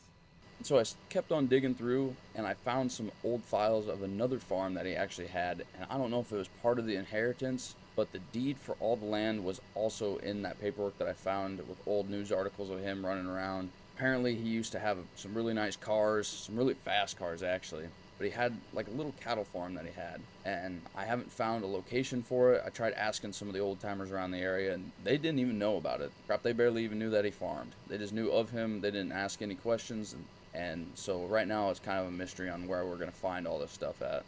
But I think before I get myself in trouble and snooping around on people's properties and stuff like that, I'm going to ask a little bit more questions around the area, because there's got to be somebody around here that knows what Grandpa was doing and might possibly know the location of this new farm. But we almost got this a little bit all finished up on planning. Once we get this done, I'm going to get all this equipment taken over to where we're going to be located at our farm, and then we're going to get going on planting the rest of those fields. I got Jerry coming over, so he's going to be running my case, and I think I'm going to be sitting inside this John Deere for the rest of the evening, and we're going to get everything all planted. Is playing in a Broadway bar. Then you walk in and you're all alone, the hottest in the room by far. And you look up and our eyes lock, and my heart falls straight out of my chest, baby. Your lips and your sweet smile, let me kiss it till I die. For the rest of our lives, yes, you and me were meant to be.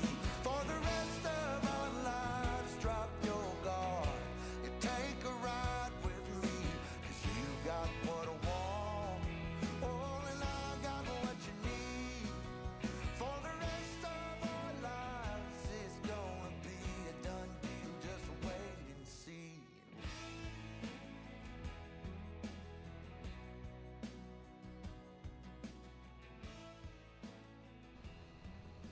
Alright guys, we are on the home stretch here.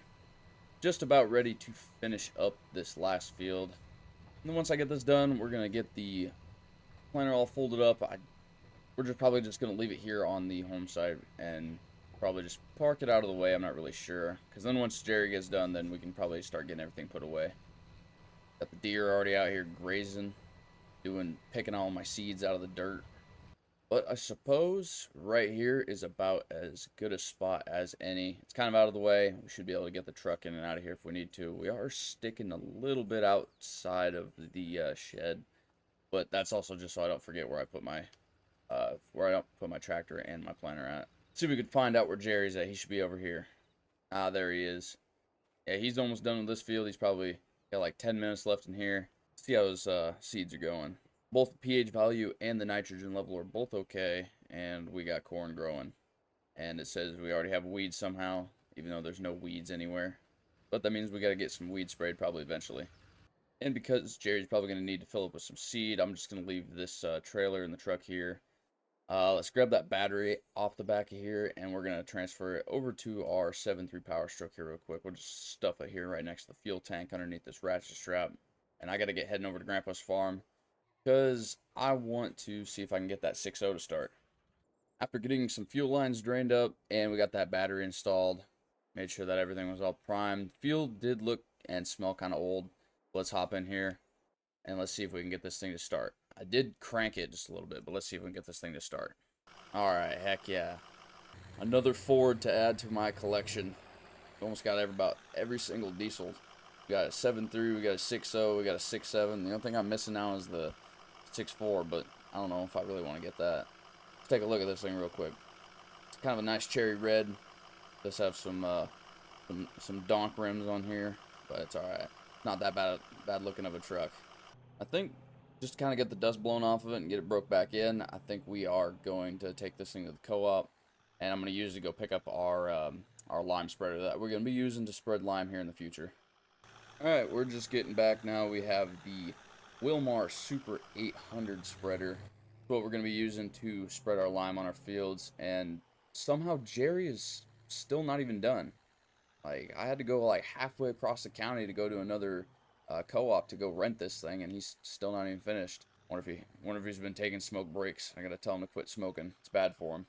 But now that we got this back, we're just gonna leave this here and leave the 6.0 hooked up to it, because I'm gonna probably go along eventually and get the 7120 all hooked up to it, and then we're probably gonna go along and get some lime spread here in the next couple days. But first, before I can get into that, I gotta get our feed wagon all filled up with some feed, and then make sure that we get our cattle fed before we end today. Alright guys, welcome back. It is another beautiful June morning. It is almost about 8:30 in the morning. $115,881 in the bank account currently, and we're going to get better at opening these gates like we have been practicing this whole time. And we're going to go ahead and we're going to get our cattle fed this morning, and we'll look over, and our corn looks like it's doing pretty well. And the cows are, well, they are getting bigger, which is kind of weird. I mean, it's expected that they're getting bigger because, I mean, they got calves inside of them now. I made sure of that. I got them all preg checked, took them to the vet, and we got them all preg checked, and we are having a 100% success rate on getting calves. Well, it's not a success rate. It's 100% of our cattle are all bred, so we are going to be expecting calves within, like, the next 6 to 7 months. But now that we got the cattle fed, we're going to get outside of the pen here real quick. We're going to get the gate all shut up, so that way we can continue up on our day. Let's just run over here. Perfect. It's like it's a natural now. So let's take a look over here at our oat field right now. So we got a lot of weeds going on over here, and as well as our cornfield, we got weeds over here as well. They're not as, like, pronounced as they are in the oat field, and all the other fields, they do have a lot of weeds in them as well. And I still haven't even got lime spread at all either. I was waiting on the co-op to bring a trailer, so I got a Killsboro trailer over there, which is that orange one currently sitting with the auger that's next to it. And it took a couple weeks for them to actually be able to bring me some lime. So I finally got some lime delivered, and then I still haven't gotten around to actually getting lime spread in my fields. So I'm going to take the 7120 over here to our shop, and I'm going to get the duals removed real quick. And then once I get that done, I'm going to get hooked up to our Wilmar spreader. And then we're going to get some lime spread today. And then I need to get a hold of the co-op. I do need to get a hold of the co-op, and I do need to actually have them come out. I think I'm going to have them bring me a sprayer, and I think I'm going to start spraying my fields as well. But we'll see what happens. Alright, so we got lime going inside of our Wilmar. And we got the, well, the Alice isn't fired up. But somehow we do have lime going into our auger, and looks like it's spinning, so that's kind of interesting. But we're just about ready to, well, spill a lot of this on the ground if that was the fact, or if that was the case for this thing kind of just like spilling over like that. But man, this is an ugly setup. Like, tractors without duals just do not look good. I don't even have front weights on here, so this thing just looks bare. Now that we got ourselves all filled up, we're gonna head into this field, and I'm gonna start working on the outside perimeters of it, getting some lime spread. And I just got off the phone with the co-op, and they were saying that later on today, so right now that they have a sprayer that will be available later on. Right now they're going through and they're getting a field done for actually one of my neighbors. So my neighbor Jim, as you guys have all got to know him since he's helped us out with some harvest, is currently getting one of his fields sprayed right now. So once he gets his fields all done, they're going to come over and they're going to deliver that sprayer, and I think that they might actually have a truck for me to borrow. If not, I can always go through and I can rent one from the co-op, from one of my buddies down the road. I know they have one. I don't know if I'm going to be able to make it to the end of this row. I'm almost out of lime. I got 7% left, and I mean, we are getting a lot done in this field though so far. We are almost to the halfway point, and I like to call the halfway point where our combine is currently sitting, because that's just the greatest yard ornament ever. All right, we were so close. We were probably about 200 feet away from the end, so I gotta go fill up real quick. So the last little bit that we had in the trailer ended up filling up our lime spreader, so that was good. And I think we should have just enough that should get this field done. And then I'm gonna have to take it over to the co-op and then refill our trailer up again, so that way we could finish out the rest of the fields. So it shouldn't be taking too long. I know we got a decent amount of work to do, but there's nothing really else going on.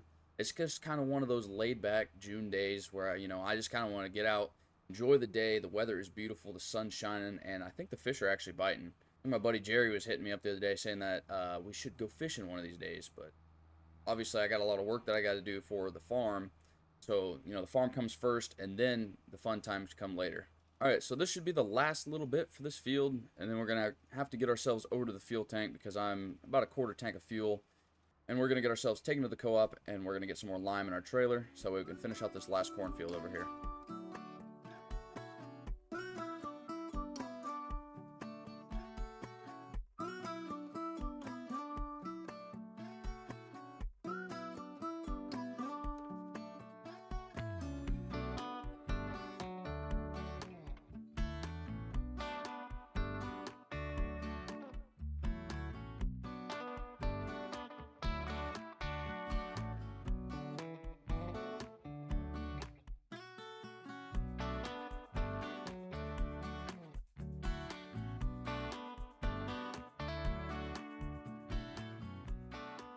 Alright, so I had a little bit of lime left over, so we went through and got that put into our oat field over here. And, well, I'm going to go into town, and I got to run to the co-op, and I'm going to go ahead and I'm going to get them that paycheck for all this lime. And I do need to get a little bit more, so I'm probably going to order about one more cart full from them, and then I'm going to probably go by this afternoon, because there is still a little bit left in the trailer, or in the cart that I have, so I got to get that taken care of. But then once we get back, we should get the rest of these fields taken care of, and then we get to move on to getting some spraying done in our fields. Alright, so just getting back from the co-op, we're just rounding the turn, getting ready to head back to the farm here real quick. And any minute now, I think that our money should be coming out. So I wrote them a check for about $5,500. And they should also be delivering another cart or wagon full of lime to the farm. But I also got some big news. Get the truck shut off here real quick. So I was digging through my center console here, trying to find a pen so I could sign this check that I had. And I found this map. And I don't know what it goes to, but I have a feeling that this leads to Grandpa's hidden farm that he had somewhere. So I'm going to go ask some questions. I think actually what I might do is I'm going to head over to the neighbor's house, which is just down the road over here. And he's been living here for 50 years, I think is what he was telling me, that he's been down in this area. And I'm going to go ask him and see exactly if he knows where this location is, or what region or area or wherever we might possibly find where I can see where this map's going to take us. I'm pretty excited, and I hope it actually takes us to Grandpa's farm. Wouldn't it be really cool if Grandpa's farm had, like, well, I guess this hidden farm, I don't even know what's going to be there, but wouldn't it be cool if there was like a new combine sprayer setup? Like if I had like some big time operating equipment, like I know the last find I had, or the farm that I inherited, that everybody knew about for some reason except for me, that one had some pretty good equipment on it. But honestly, wouldn't it be crazy if like there was a brand new combine sitting in there, or something fancy that I could use? We're just getting rolled up here to the neighbor's house. I'm going to go inside, and I'm going to ask him some questions.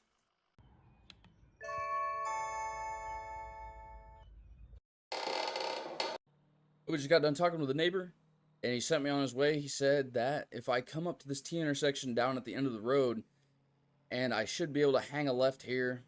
Let's see. No, this is Grandpa's farm location now. He said it's actually pretty close to where the farm is that I inherited. So I'm quite surprised that I wasn't actually able to find it in the process of me going through planting and all that fancy stuff and just like looking around. I didn't see anything back there. So I guess I don't know. This is the turn right here going up to the farm that we inherited. And he said it should be about another mile to a 3/4 of a mile down here somewhere in the trees. So let's keep driving just a little bit, and I guess we'll see what we can find up here. I'm not really sure. I don't even know what I'm looking for. Okay. If I was trying to, like, hide something and keep it hidden from somebody, I think this is kind of how I would do it, honestly. Let's see if this is the right place to go. And this is going to take us, like, way back here in the bush. Careful not to scratch the paint on my nice pickup here. Okay, so we're winding around. There's a creek right here. Let's be careful going over this. Holy crap, this is back here a ways. We're like a 1/4 mile in already, and we're still going back here. All right, I see the edges of the tree lines, and I think I see something that kind of looks like a building up here. Oh my goodness, I'm getting excited to see this. All right, so this appears to be the place, actually. So we got a little shed here, and I think if we kind of go through all these bushes here, yeah, this is definitely it. This is Grandpa's old moonshine still here. You can tell by how old it is, just based on the delivery pizza that's still sitting here, and the Budweiser from God knows how long ago. I mean, at least most of the stuff's got to be sitting here for at least 40, 50 years, most likely. It does have a, what is this, a John Deere 4-wheeler? I wonder if this thing still runs. Surprisingly, it does. That's kind of cool. Can I use this shovel?